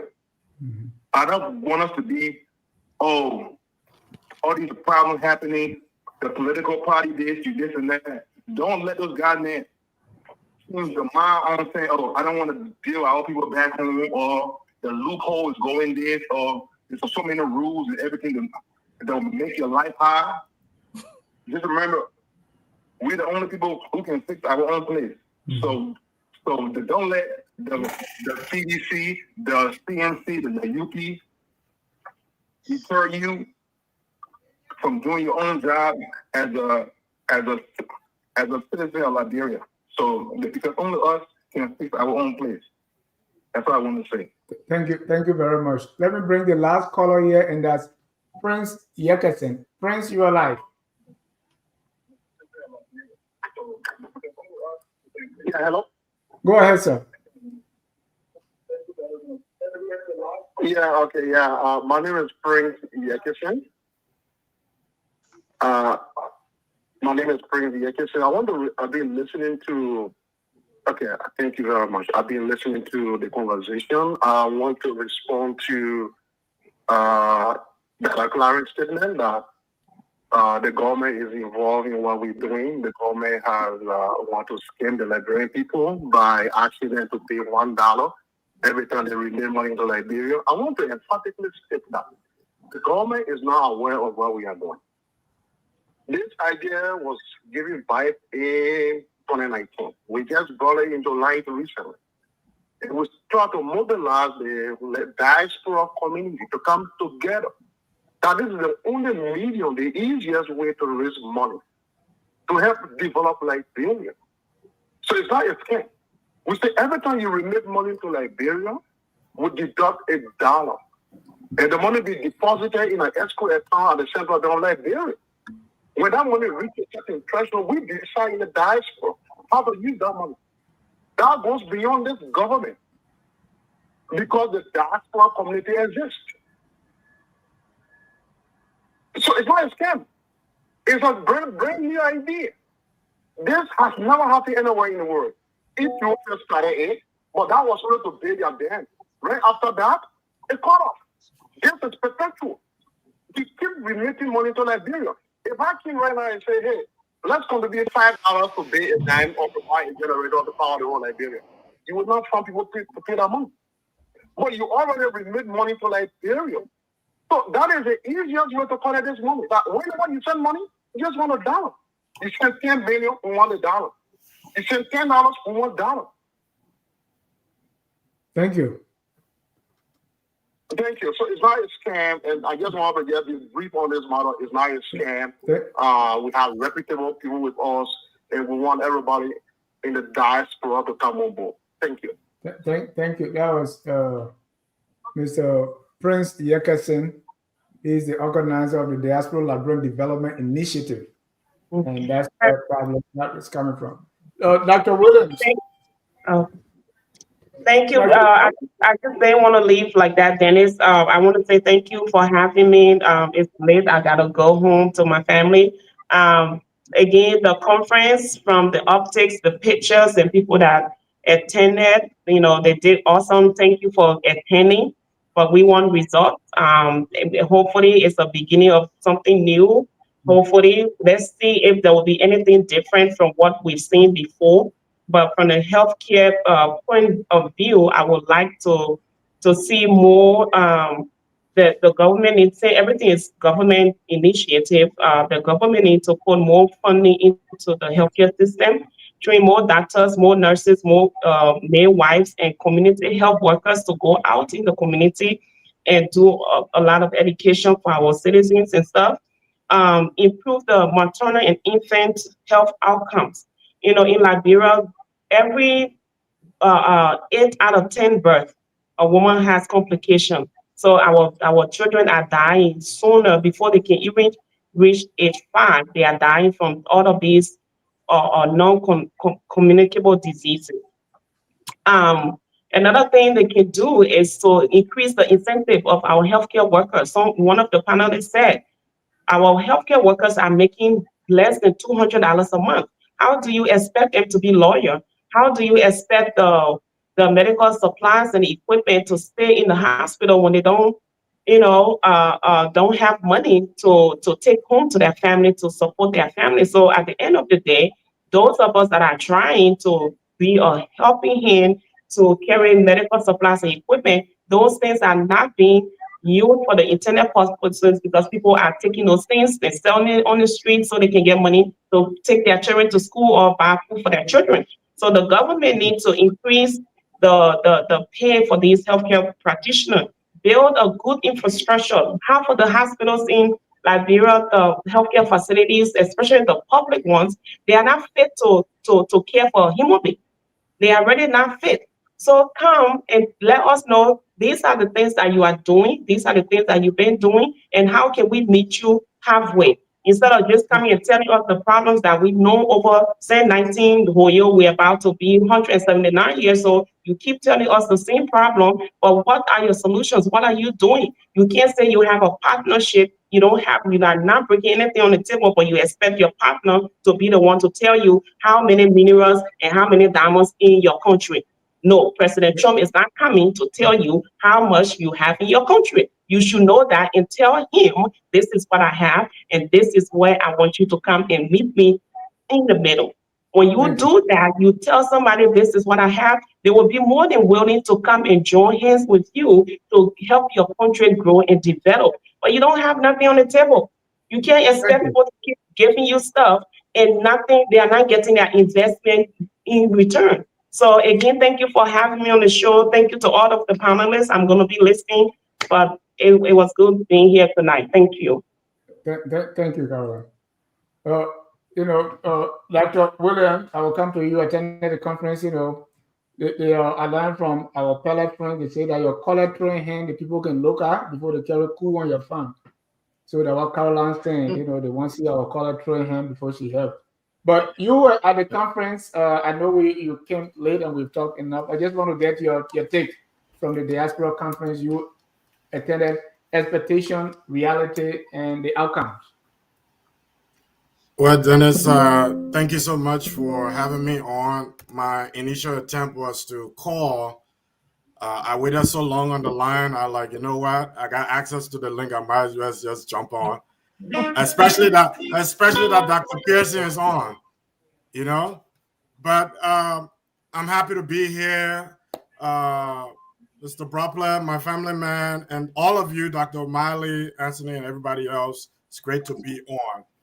I think I'm compelled to jump on in this conversation primarily, not only that I participated in the conference, however, marginally, but that for me, living here in the diaspora, here was an opportunity we haven't had in ages.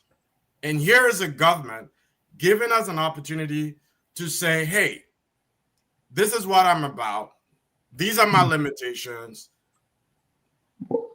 How can you fit in? Why should the government give us opportunity? Are we incapable or what? Why? No. So listen to the context I'm trying to provide. We live here in the diaspora. I've been here now, for me, I say 15 long years, too long. The intent was never to be here, but I'm here. Now, do I know the problems in Liberia? I do. Am I aware of the challenges that we face when we go back home and try to initiate interventions in the country? Yes, I do. But what have I been able to do personally while I've been here? Has that hindered my interventions in Liberia? No. Like Mr. Brobler said initially, this is an opportunity. I hear Liberians complaining so much. There's nothing that a government does that does not have political undertone. There's absolutely no Liberian who could have been chosen to run this conference that we wouldn't complain about. Every Liberian will complain about because we have a small country. Everybody knows everybody. If any one of you sitting on this platform were made chairman of the conference, the catering, the presentation will be people in your network. That's how the world works. So let's stop pretending and downcasting everything that has been done this weekend. It was momentous for us to hold this conference. And if you're a well-meaning Liberian, you should have stolen the opportunity to be there. Over 500,000 Liberians live in the US and Canada and include Europe. No amount of public relations will reach every one of you personally. And I told Mali this. The ULA and all of that, they're selling themselves cheap to politicians across the country. Are those the organizations we should be going to for direction for where we go? We have a perfect opportunity from this weekend. A very perfect. Listen, I did not even know that a national conference was being planned. All right? By March of this year, we mobilized Liberian educators in the diaspora to come together and look at public education. And how could we advance public education in Liberia? Members of this very platform were panelists on that. Gabriel Carter submitted some brilliant ideas.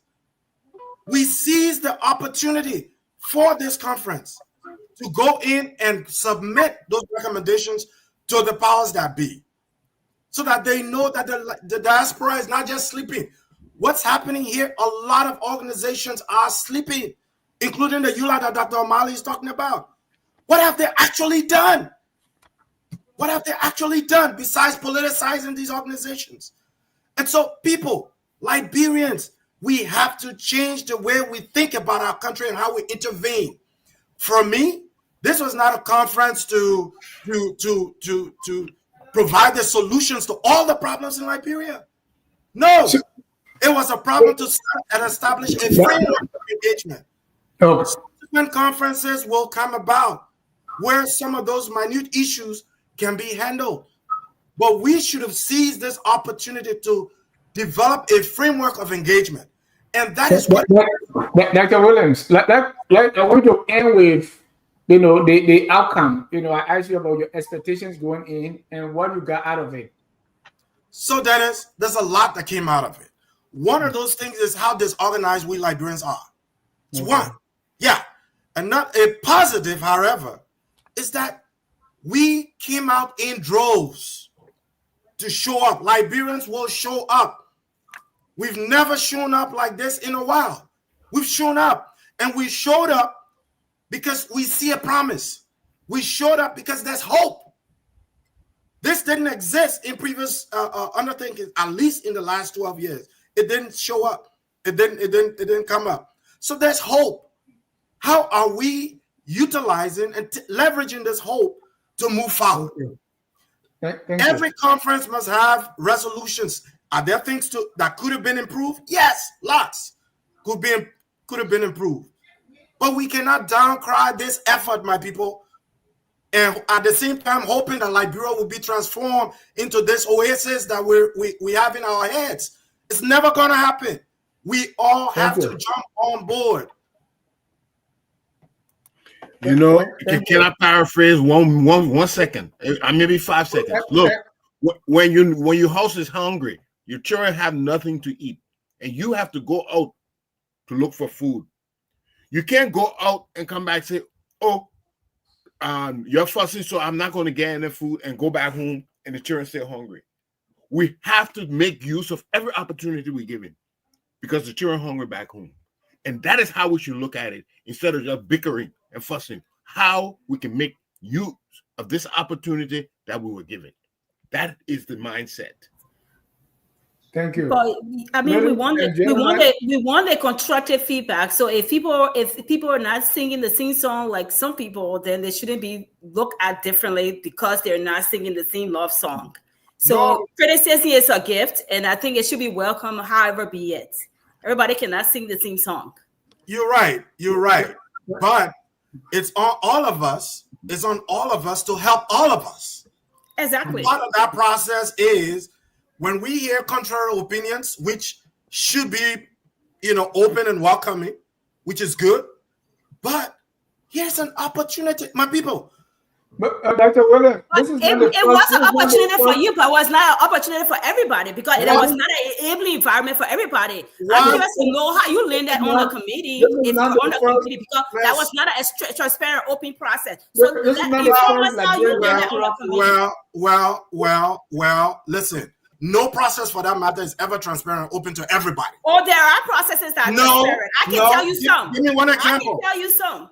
In a gathering, in a setup, a structure like the one we have, no process will cater to just about everybody. It's impossible.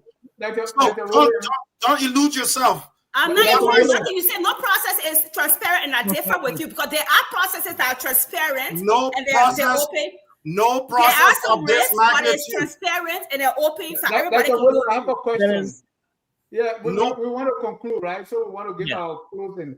But Dr. William, what I wanted to hear from you was, because this is going to be outcome driven. I understand the point where you're coming from, but we want to address just this stuff. But at this time, we're going to go around the room for our closing, and we're going to. But Bio have some time crunch. You gotta go. So Bio, let me hear from you on your closing. Sure, Dennis. I'll be very quick. First of all, thank you for inviting me to this program. It's always an honor. I'm humbled by the distinguished panelists on this platform, and I just want to end, with a cry and a call to action to all of us on here and everybody listening to this program. Let's come together. We're all in the diaspora here. Come together, coalesce around organizations that we have here. And Dennis, I hope we have some time on a later program to talk about organizational strategy, but to coalesce our ideas into one cohesive unit for action. That's the only way. And that's where I come from. I know there are definitely challenges everywhere, but we are here to resolve those challenges constructively. So I appeal to you, whether it's through EULA or your local community organization, find a unit. Let's come together and begin to discuss these things. It's a continuum, guys. We're not looking at a snapshot. Progress is a continuum, and we have to keep pushing at it. Thank you very much, and have a good evening. Thank you. Dr. Pearson, I know your name was called many times. They even took issue with the best in the business, which was very unfortunate, but I take that. Dr. Pearson, I want to hear from you before we close. Go ahead. If you're fortunate to be sitting with President Alexander Cummings in waiting, you will hear similar ideas I'm bringing forward because of his developmental mindset, right? Prince Jefferson, if I would be sending money to my son to go to school or to buy food for them to eat when prices are going up in Liberia, and you want to take $1 from reaching him or reaching my sisters and my brothers or my neighbors or my friends because of some scam you want to carry out, that's not going to work. If you want my dollar, it has to be an investment with mutual understanding how I'm going to benefit, not a generalization thought process of we're investing in Liberia. Like President Barker investing $1.2 million in Lexus 800 series. Zero. It doesn't work like that. You have to. If you tell me the central bank put up a project that has to do with electrify building a dam, and it's going to cost $500 million. Liberians are going to invest through remittances and data from everybody, and we'll make this contribution towards that investment, and we'll own the dam. Trust me, you're going to get me. In fact, you get more than $1 from me. But you touch my son $1, I'm going to come for you no matter where you are, and make sure you face some charges for fraud. Let me say this. Look, Dr. William, you cannot tell me there's no fair process in this kind of event. All you had to do was just put up. You said it's mobilizing diaspora. Bro, let's say call to action. We should come and rally and build Liberia. All you need to do just put up proposals. Put up proposals. Put up maybe on every sector you went to do that conference. Put out different levels and different project proposals and say, look, these are investment proposals, and apply. Give me your ideas how you can invest in these proposals and bid for it publicly. And those who got the idea, you want to come and argue your idea, come to the conference and argue your argument. Hold your side tables, hold your side discussion, rally your peers, rally your fellow diasporans, raise the money. 10 of us can say, look, we're taking this other proposal and now we're going to apply for, and we're going to go to Liberia, and government's going to make sure the environment is conducive, it's fair, it's transparent. Nuclear is not scamming us at the port, right? LRA is not taking us more than it takes for taxes on those things that we want to invest into. Give us a tariff, a free access, no scam taxes and things. No, those are the things we're talking about. So again, you say, oh, they didn't reach everybody. That's a lie. It didn't reach everybody. Somebody said it will never reach everybody. Also, that's a lie.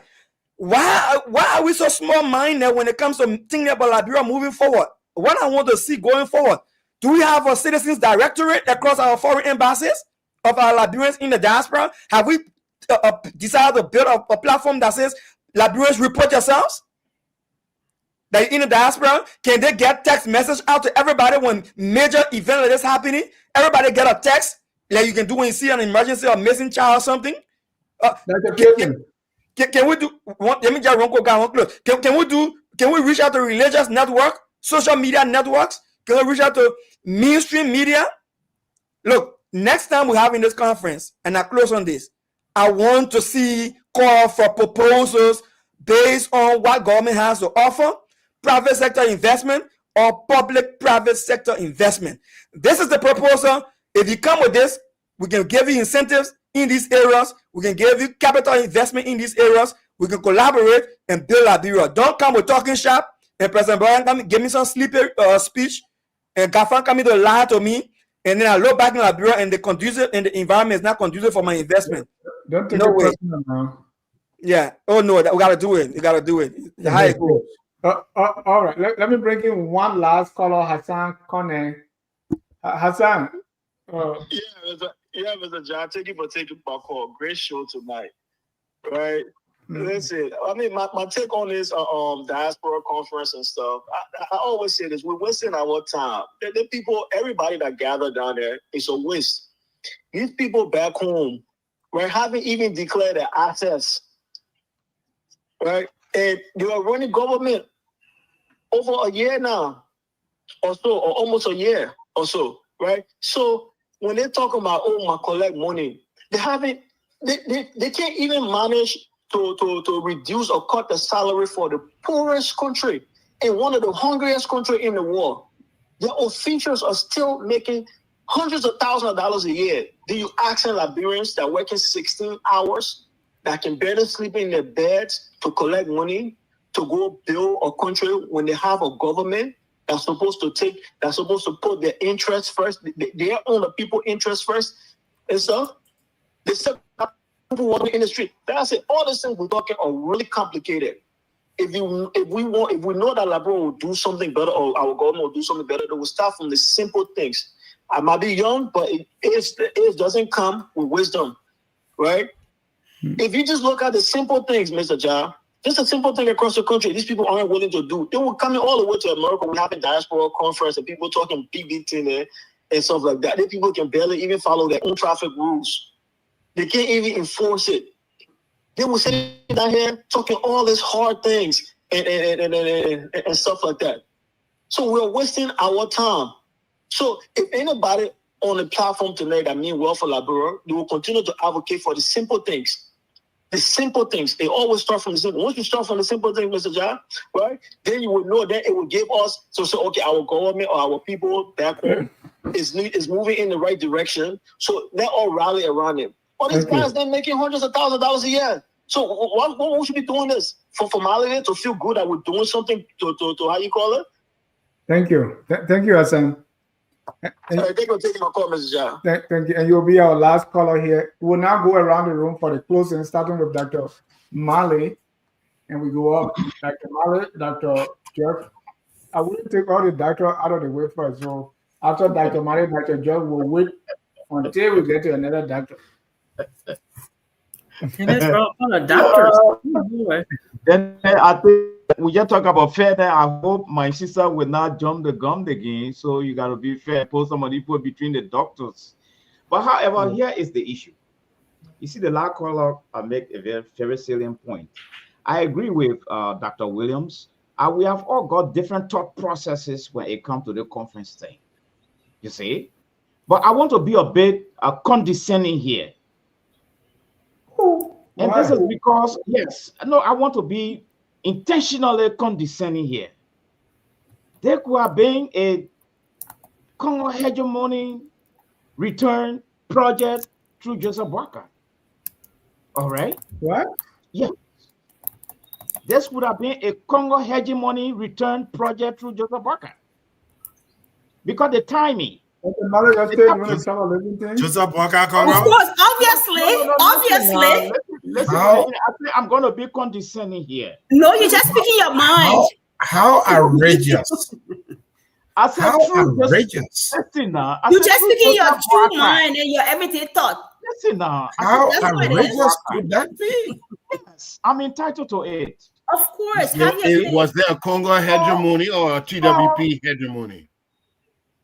Well, come on, let's separate. You have to separate the idea. I feel safe using the word instead of political. That's two different things. I feel safe using the word Congo, Mr. Ismail. So what I'm saying here that this is a conference. We just want to issue the disclaimer that characteristic of this conference. Defend Dr. Mali, please. I look at the project of this conference. I look at the agenda of this conference.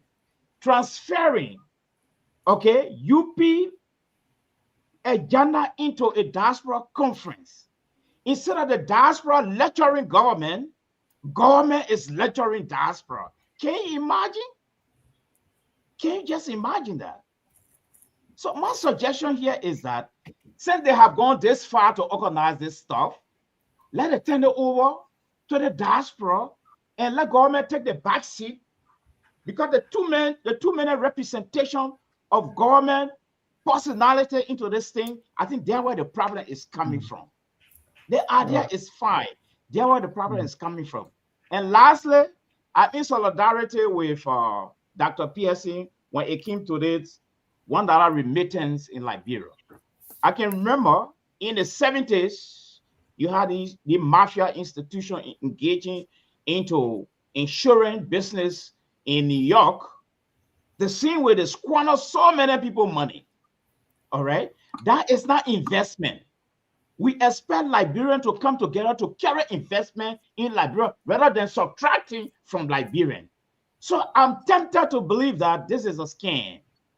I'm heavily tempted to believe that way. Yes. We'll bring your question back for it. Yes. And to conclude, I will want to say, let this diaspora project. Diaspora, we are here, we are blessed. We're blessed with good education, good jobs. We need to carry investment back home. Irrespective what corruption is there, you are going to create employment for your people. You're not going to create employment for government. So take the investment back home. Thank you. What I'm hearing here is it behoves me. It looks like focus on Liberia need to organize a diaspora conference. And this is the idea that we spoke about before, so it's not new. So we need to work on that. Tavina, George, Priscilla, if you're listening, We're here. Pearson, Jimmy, Anthony. But you guys should have been part of those, part of the planning process. You are in journalism, Right. So one thing, when in fact it was said that they wanted to, they were inviting journalists out, these media institutions. They said at least let's pay for room and board for each media institution. I think we were about 5, and one of the planners from key, and this idea was endorsed by the chairman.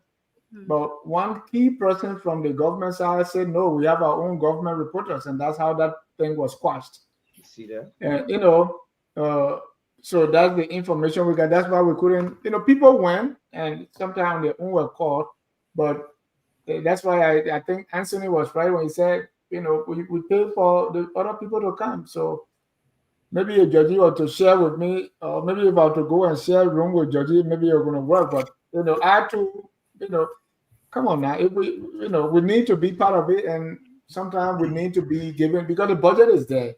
I remember the back to how do you call that, the diaspora return. They have so much money for publicity, and we did that. We had also a show only to end up, according to the insiders, we were supposed to be paid at around $500, which we have gone a long way to pay our staff in Liberia, but we're giving $100 after 1 month. Wow. So sometimes these things are, Georgie, let me know. I'm ranting now. Georgie, you're closing. Oh, my closing. Listen, Liberians, we spend too much time grumbling over crumbs when we can do a lot more for ourselves, for our country. I think far too often we put on our political caps rather than the cap of objectivity and leveraging the pathways, our resources in helping our country move forward. Liberia is divided. On behalf of us. Dr. Pearson said we're split. No, we're actually divided and split. We can use both if they don't mean the same thing, synonymous to each other. But just saying that my perception of this conference was, for me, a pace setter. It wasn't to provide any cures to our historical issues. It was to provide a platform for engagement. Come next year, and I'm happy the government has put itself on record that it's going to be an annual event. Come next year, we cannot and will not be having the same conversations we're having today. We should not. We should be examining benchmarks. What did we achieve from 2025 come September 2026? What have we achieved? What has been put in place? We cannot be having the same conversations that we had this year. Thirdly, somebody brought in the whole thing about Congo. I think he didn't have his coffee this morning. With all level of respect to him, he didn't have his coffee because we're long gone from that country Congo conversation. It should never even be heard anymore, because for the last 45 or so years, ordinary people have been in charge, and ordinary people have done the worst that we've seen in terms of economic management, political governance, everything we cried about, we've reinstituted on our people. So let's leave this country Congo thing. It almost does not exist anymore. We can be more constructive. We can leverage our resources better, our intelligence better to help our country move forward. Diaspora needs to come together. And Dennis, I think you need to start. And my advice would be to start sectorally. Bring educators, bring health workers, bring engineers, bring them together. There's a lot the Liberians can do. Our biggest challenge is getting Liberians to work together. Liberians do not trust each other. We do not trust each other.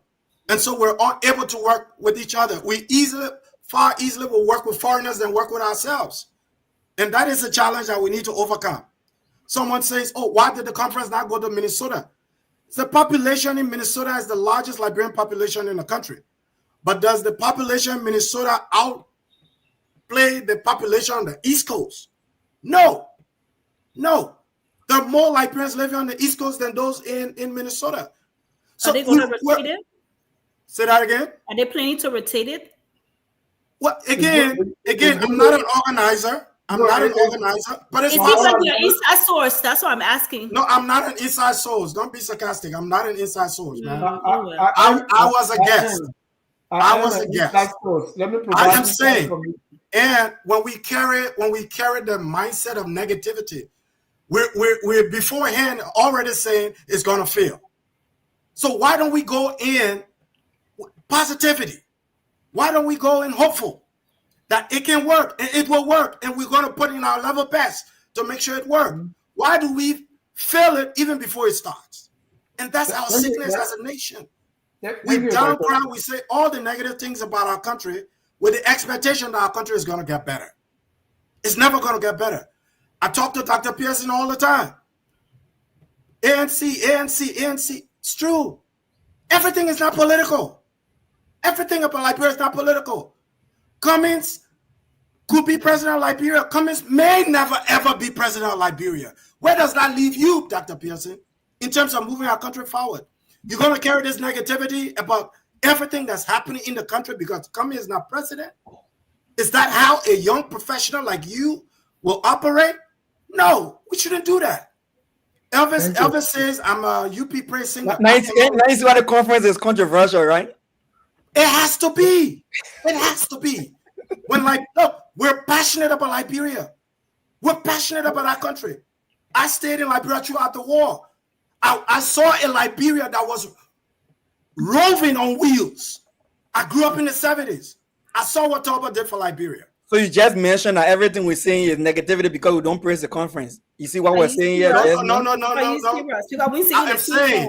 I am saying to you, change your mindset. Change your mindset. Not everything that's happening in Liberia is negative. No. Thank you, Dr. William. Your characterization of what they're saying could be also wrong, right? It may not be because of negativity or negative mindset. They could be coming from a place of, genuine criticism. So they appreciate diversity, diverse opinion. That's not negative. Because they used to tell us, when I talk about negativity, I interact with Dr. Pearson every day on this platform, and there's hardly anything positive about what's happening in Liberia.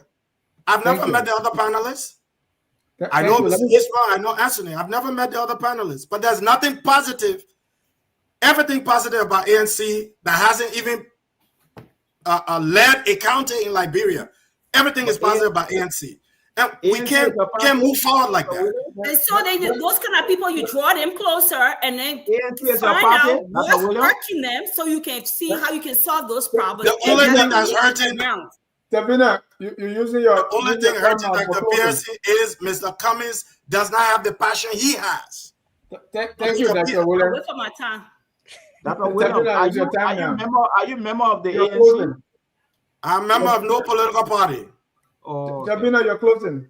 Let me close so I can go because I'll be talking here. It's a black action. Oh, I see. No, but I want to speak to. I'm a supporter of the current government. I see. Okay. Yes, I support the government. But then you need to respect the right of Dr. Pearson now. Hold on, Sabina. So this whatever there's $1 thing that's going on here. Let me address that. Yeah, no, that's a different issue. It's not part of the conference. But in the conversation on our show, so I want to talk about it.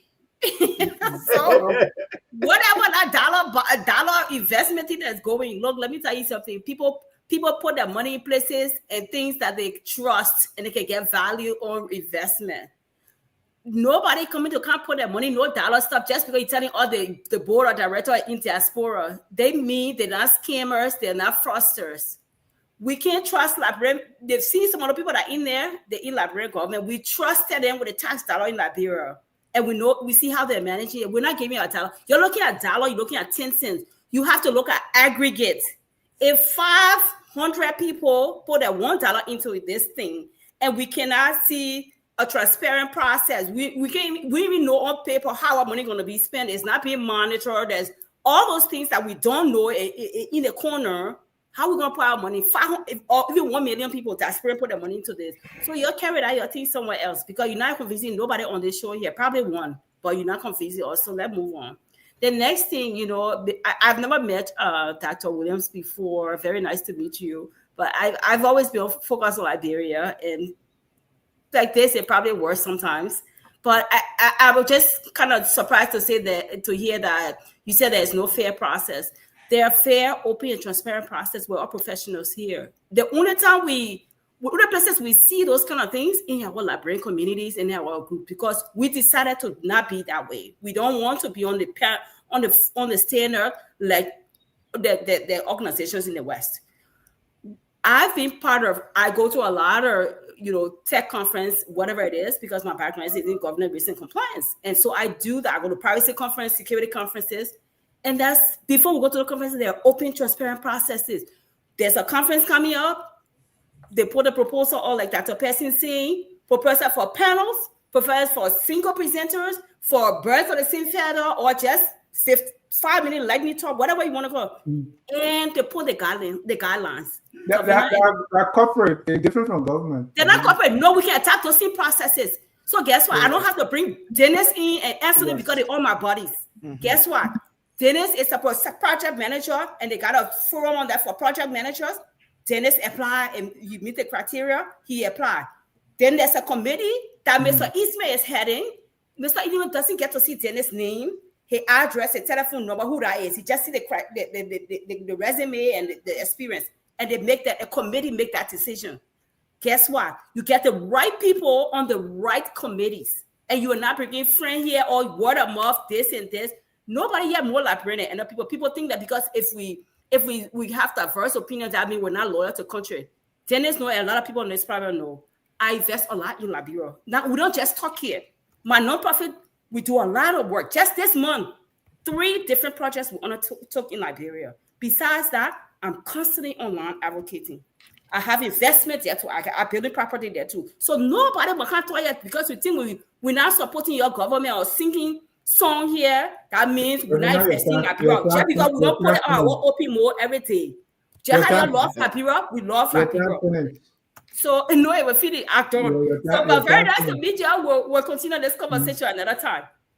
And Tabina, if you have a comment, it will be hard to place the way I'm well-rounded. I don't know which area you will put me in. I said like that too, now. But we'll find somewhere for you. We'll find your niche. Anthony, Tafina, can I get your email or telephone number, please? No. Yes, Dennis, okay. What are you? Dennis or Anthony, okay, my information. Yeah, okay. She's very on top of information. I like that. Yeah. Anthony, you're closing. I'll discuss something with you. Yeah, I've it's a pleasure to be here with the panelists. I'm just trying to process in a lot of information since you guys are a lot older, and when you speak with such passion. Well, you speak with such passion, and some things that I will say is that Liberia has not just a leadership problem, but it has a cultural and a societal problem. And I'm witnessing that right now, and I will continue to witness it, as time goes on. And my reason for saying that is because when I look at us Liberians, we need to start to come together. I'm not saying that you should put aside. So we even have membership problems, not only leadership. Huh? I said we even have membership problems. That is true as well, right? When I look at Liberia, when I look at us Liberians and the older generation, I see a lot of disconnect. I can see it, I can hear it, I can feel it. When you're not a part of a certain party, when you're not a part of a certain county, how they do things is different according to my experiences. And what I want for them to show us is that foundation. You guys have to build upon that foundation. You have to come together and reconcile with your differences, or else we will still be having these same conversations and we will still be pointing fingers when another government comes into power, we will say, oh no, nothing is wrong, it's okay, everything is okay. When another government that we favor comes into power, we don't favor comes into power, then we will put, we will come to platforms and start to, nitpicks the things, right? So I think I talk from a standpoint of like an educational standpoint, what I want to be educated, but I don't want to be educated based on because you're a CDC or you're a CDC or based on your partisan or what county you're from. Tell me the roadmap, what we need to do, and tell me what it is right now that you are doing. You cannot preach to me about development in Liberia when you cannot even come to terms with your fellow partisans. You cannot preach to me about development in Liberia when you're from Lofa County and you look at another person that's from another county and you look at them as like, everything that person do the child. No, you have to be open-minded. This conference, like I said, I look at this conference as a conference for my own personal networking experiences. I went there to network. Now, was my mind open to listen to other politicians and government officials talk? Yes. Did I filter out some of the information that they were passing down because I know the reality on ground? Yes. Because I know that certain things that they will say will make it look like, it might not be anything happening back home. But when you go back home, you can see it. It meets you right at the airport. So what I want to say is that our people need to understand that Liberia is a long project that we all have to invest in, regardless of who is in power and who is out of power. And we can see these problems magnify based on who is in power and who is out of power. Because people who are in power, they will come and minimize some of the issues. And then people who are out of power will maximize these issues. What we should be doing is looking for the middle ground. All of us have to make sacrifices. And if we're not willing to make those sacrifices, we just have to point fingers out and tell people what they're doing is completely wrong and this and that. Now, the conference can be worked on. This is the first of its kind, right? It can be worked on. It can be It's not the first. I'm sorry, what was that? It's not the first. It's one of, I'm saying, where the government has actually implemented and based on trying to sell out some of the ideas that they have for Liberia, right? What I'm trying to say is that they can work on these things. And until then, I will have to believe that they actually collected a lot of data from this conference so that when the next time comes, when they're putting out these things, they should have different opinions, even from people from the opposite political party should come and express these opinions in a respectful manner so that the country can move forward. Not to minimize everything and have everyone just be centralized and every opinion just sounds the same. No, we need different opinions for us to learn. That's how we learn. And I'll rest on that. Thank you. Jimmy. Yeah. Has been a good conversation. But my takeaway from this is a little bit different. I see there is a sense that Liberia is trapped in historical legacies, elitism, exclusion, corruption, and mistrust.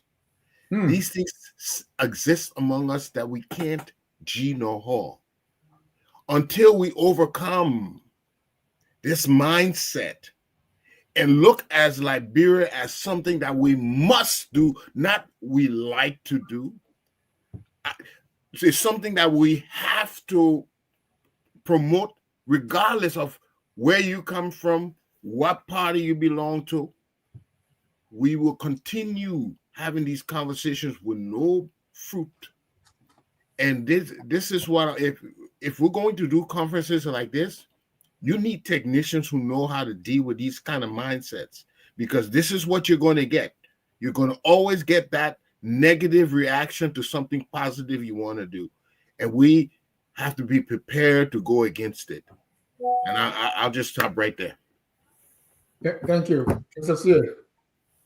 Dennis, thank you. And thanks to all the panelists here. I think we are all talking about how we can move our country forward, whether we disagree or agree with each other. And that is just the fact. And then as I will end on the note of the huge disconnect of what the government is trying to achieve here. I said that, the organization was better. The optics looked very good. A project at, the program was, or the conference was organized by serious people.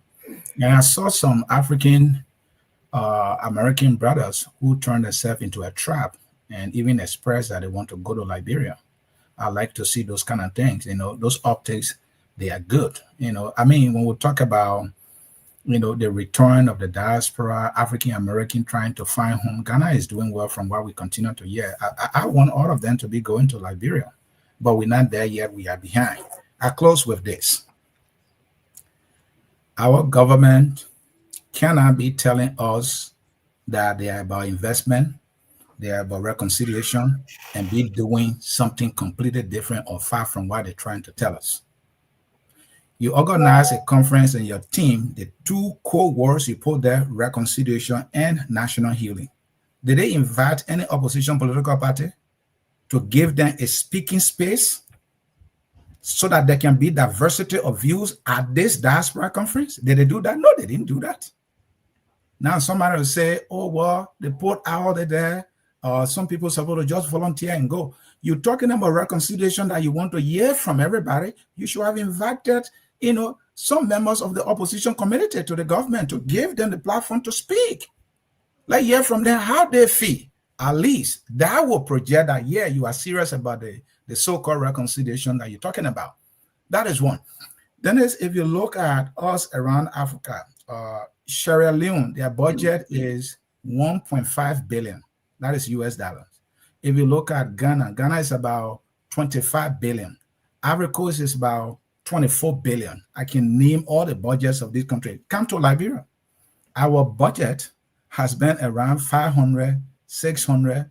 Sometimes they will lie to us say that 700, 800 million. That is what has been our budget. Anytime you hit the 800 and 700, that means the so-called donor partner, they say donor partners, our partners, they will put some and lay 200 million there to carry it to that. What have we been doing as a country? We can't even raise a single billion. We can't raise a single billion as a nation. It is a monumental failure.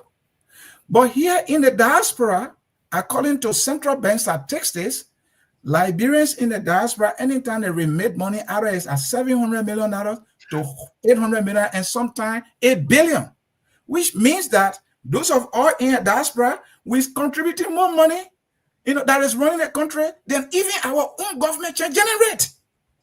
That's right. So if you are putting together a summit of the diaspora, it should be to incentivize our return and our investment. Did we see that?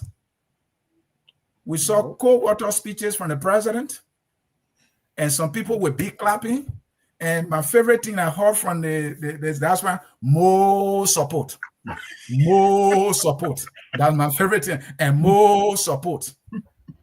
So the next, when they are talking about investment, let them start investing in our schools. Let them start investing in fat paycheck for government officials and vehicles.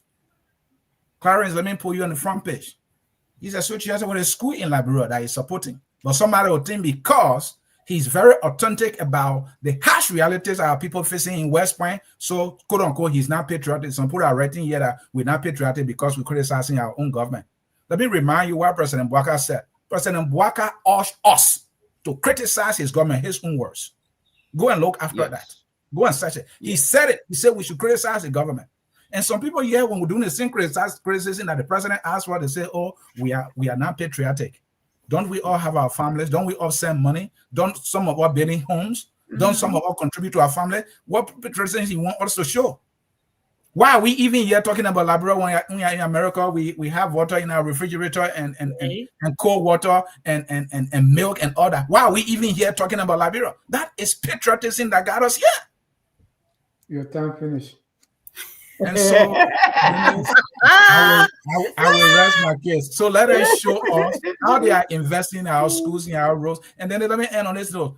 The port manager, I think Sekou Dukle, today had a meeting with the president of the University of Liberia. You know why he carried $25,000 as a contribution, or that a free port contribution, or that his contribution for the University of Liberia. You see how shameful that is? Do you know how much money they spent on the president to come to the diaspora conference? I know. More than 25,000. Oh, way more than that. They could have sent that money to University of Liberia. Now, how that man got that money, we will never know how he got that $25,000 that he given to UL. This is a national shame and disgrace of our university. Are they investing in the University of Liberia? Of course, no. And people this joke I heard today. Deco and Kessel Double, some of them telling us we are not patriotic. Lawyer. No one is more patriotic than their fellow Liberian men. All right, we have to be honest when it comes to this national discourse, because when we tell the truth, then the Bible said the truth shall set us free. Then you know what the Bible said? Yeah. Look at my village sastan. My village sastan that behind me is cleaner than Morovia. Oh, is that not a fact? Is that not a fact? That's a fact. But yeah, this joke, you are talking about education. Somebody told me today how they're saying that they carry AI, you know, making it a curriculum at LU. You joking? Are you kidding me? You can't even keep up with the 1920 curriculum you got there and the learning environment. You carry AI. So government office don't even get internet. Then there's a lot to fix. There's a lot to fix back home. We have to just be circumspect, strategic in what we intervene on. We can't fix all of the problems immediately. Some of them we need to leave. For me, my perception of all that has happened this weekend is how can we get, because we're on the supply side. We have the expertise, the resources, and the goodwill. How does government leverage all three of those for the betterment of our people? Just call us. Check off our proposals. Put up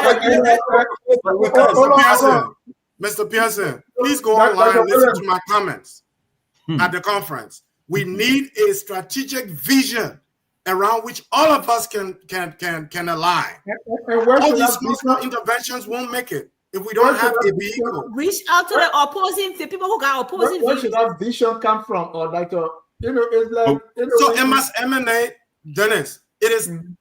Ultimately, government drives a lot of what we need to do. Here's the thing: we're talking about a $10 million presidential villa. No, Dennis. Hold on. Let's not narrow down this conversation to $10 million. I'm getting to a point. Yeah, I'm getting to a point, right? Because if that is done, let's assume this is true. It undercuts everything that we did at the conference. I agree. Right, that's what we're talking, because there is no way. We all here, we carry, I mean, if we operate, focus on Liberia alone in Liberia, you see how much good it can do to the people.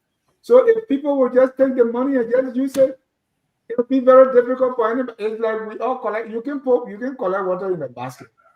But we're talking about people doing something. One of those groups is the Anity Do Memorial Foundation. They'll be having their 14th annual gala. They will be celebrating. So admission packages, 200, 120, 500. They are being operated a school in honor of their mom for 14 years now. I will be hosting them here to talk more about this. This is investment. Sometimes when people say investment, they think that's something else. So Anity Do Memorial Foundation, you can reach out 709-491-7260 if you have any inquiry. I'll be hosting them on Wednesday. One thing Dr. Williams said just now, the vision. But you know where we had to learn that execution is where the rubber meets the road. True. We can have all kind of vision, but to implement these things require a certain type of technical expertise. If you don't know how to do it, it will fail. That's why I'm waiting to see the implementation of all these speeches and all the things they did this weekend. But one of the areas is, Dr. William, you were there. There was no output document. You know, everything level, they took it. They say after 3 months, we'll hear. It will come in 1 year. That whole document, the report will come in 1 year. Dennis. And I'm also you looking might not even see it. I'm also looking for the financial report. I don't know if there will be anything like that. What was the budget for the conference, though? I don't know. I have no idea. Again, I don't even know the president travel budget that the conference. Yeah, I learned from sources it's over $200,000. That's Easily. You know, if I can get be part of the as part of sad talk, Dennis, listen. You know, it would have sounded so nice. Yeah, it would have sounded so nice if people were coming out of there and saying, "Oh, you know what happened? There was a call for investment in education. These were the opportunities, and this is what we decided to go walk out of there with. And next month we'll start to engage Liberia to start implementing this aspect of education, or the aspect of this, or the aspect of that. And when we put this in the money, government will give us some of the money. At the end of the day, we expect to generate this according to what the government plan. Then we're talking, but we can't. The public guy speech playing for a rest of general. You people throw that plane away for what you give me a hold on. What kind of plane waiting for? No, brother, we're supposed to be putting money on the plane. That's what I'm saying. Yeah, we're supposed to be putting money on the plane. Just let me say I got education for UL. If you put 50,000 in UL and UL develop a building, every tuition they pay or every erection they pay, you get $1 on it. I'm happy. Oh Lord. Yeah. You Reverend Pearson, give me $50,000 to renovate a building. That $50,000 you put to renovate a building, the next semester you get that on every tuition or every restaurant fee that will be paid. Pay every student. I'm a prophet. I'm going with. I'm asking you, Kevin to Plivo, or Kevin to Zwaju. I want another building to go renovate. That's how you gonna do this thing. Thank you. Thank you. This Saturday will be talking about UL. The Alumni Association will be here, and we'll talk to them what they're doing. You know, I was asking one of them, I said, you can work with a student too, because we have the kiki. But again, that's another. But join us Saturday at 10, and we're going to be having an interview with the UL Alumni Association here in the diaspora. Well, ladies and gentlemen, thank you very much. I don't want to read a 3-hour mark before I load like another network. You like us. Another G's business, you can watch me. We got no G's here. But thank you. At this time, we're going to close. You know, we all love the country. We want the best for it. We are all potential investors. We are begging our government and even people that are continuing to vote. Please, let's do something, man. I mean, I've been in this country for 25 years now. This my entire adult life is spent here. And, you know, I still want to go to Sando High and teach. And please, let's make it possible. You know, we need investment in technology. Forget roads. Give me electricity and internet. I can live in Dominican, right? I don't have to come to Morovia to see all the dirt. On that note, we're going to close with a song that says, "We are all Liberians." Have a good night and God bless. We are Liberians. Liberia is our home.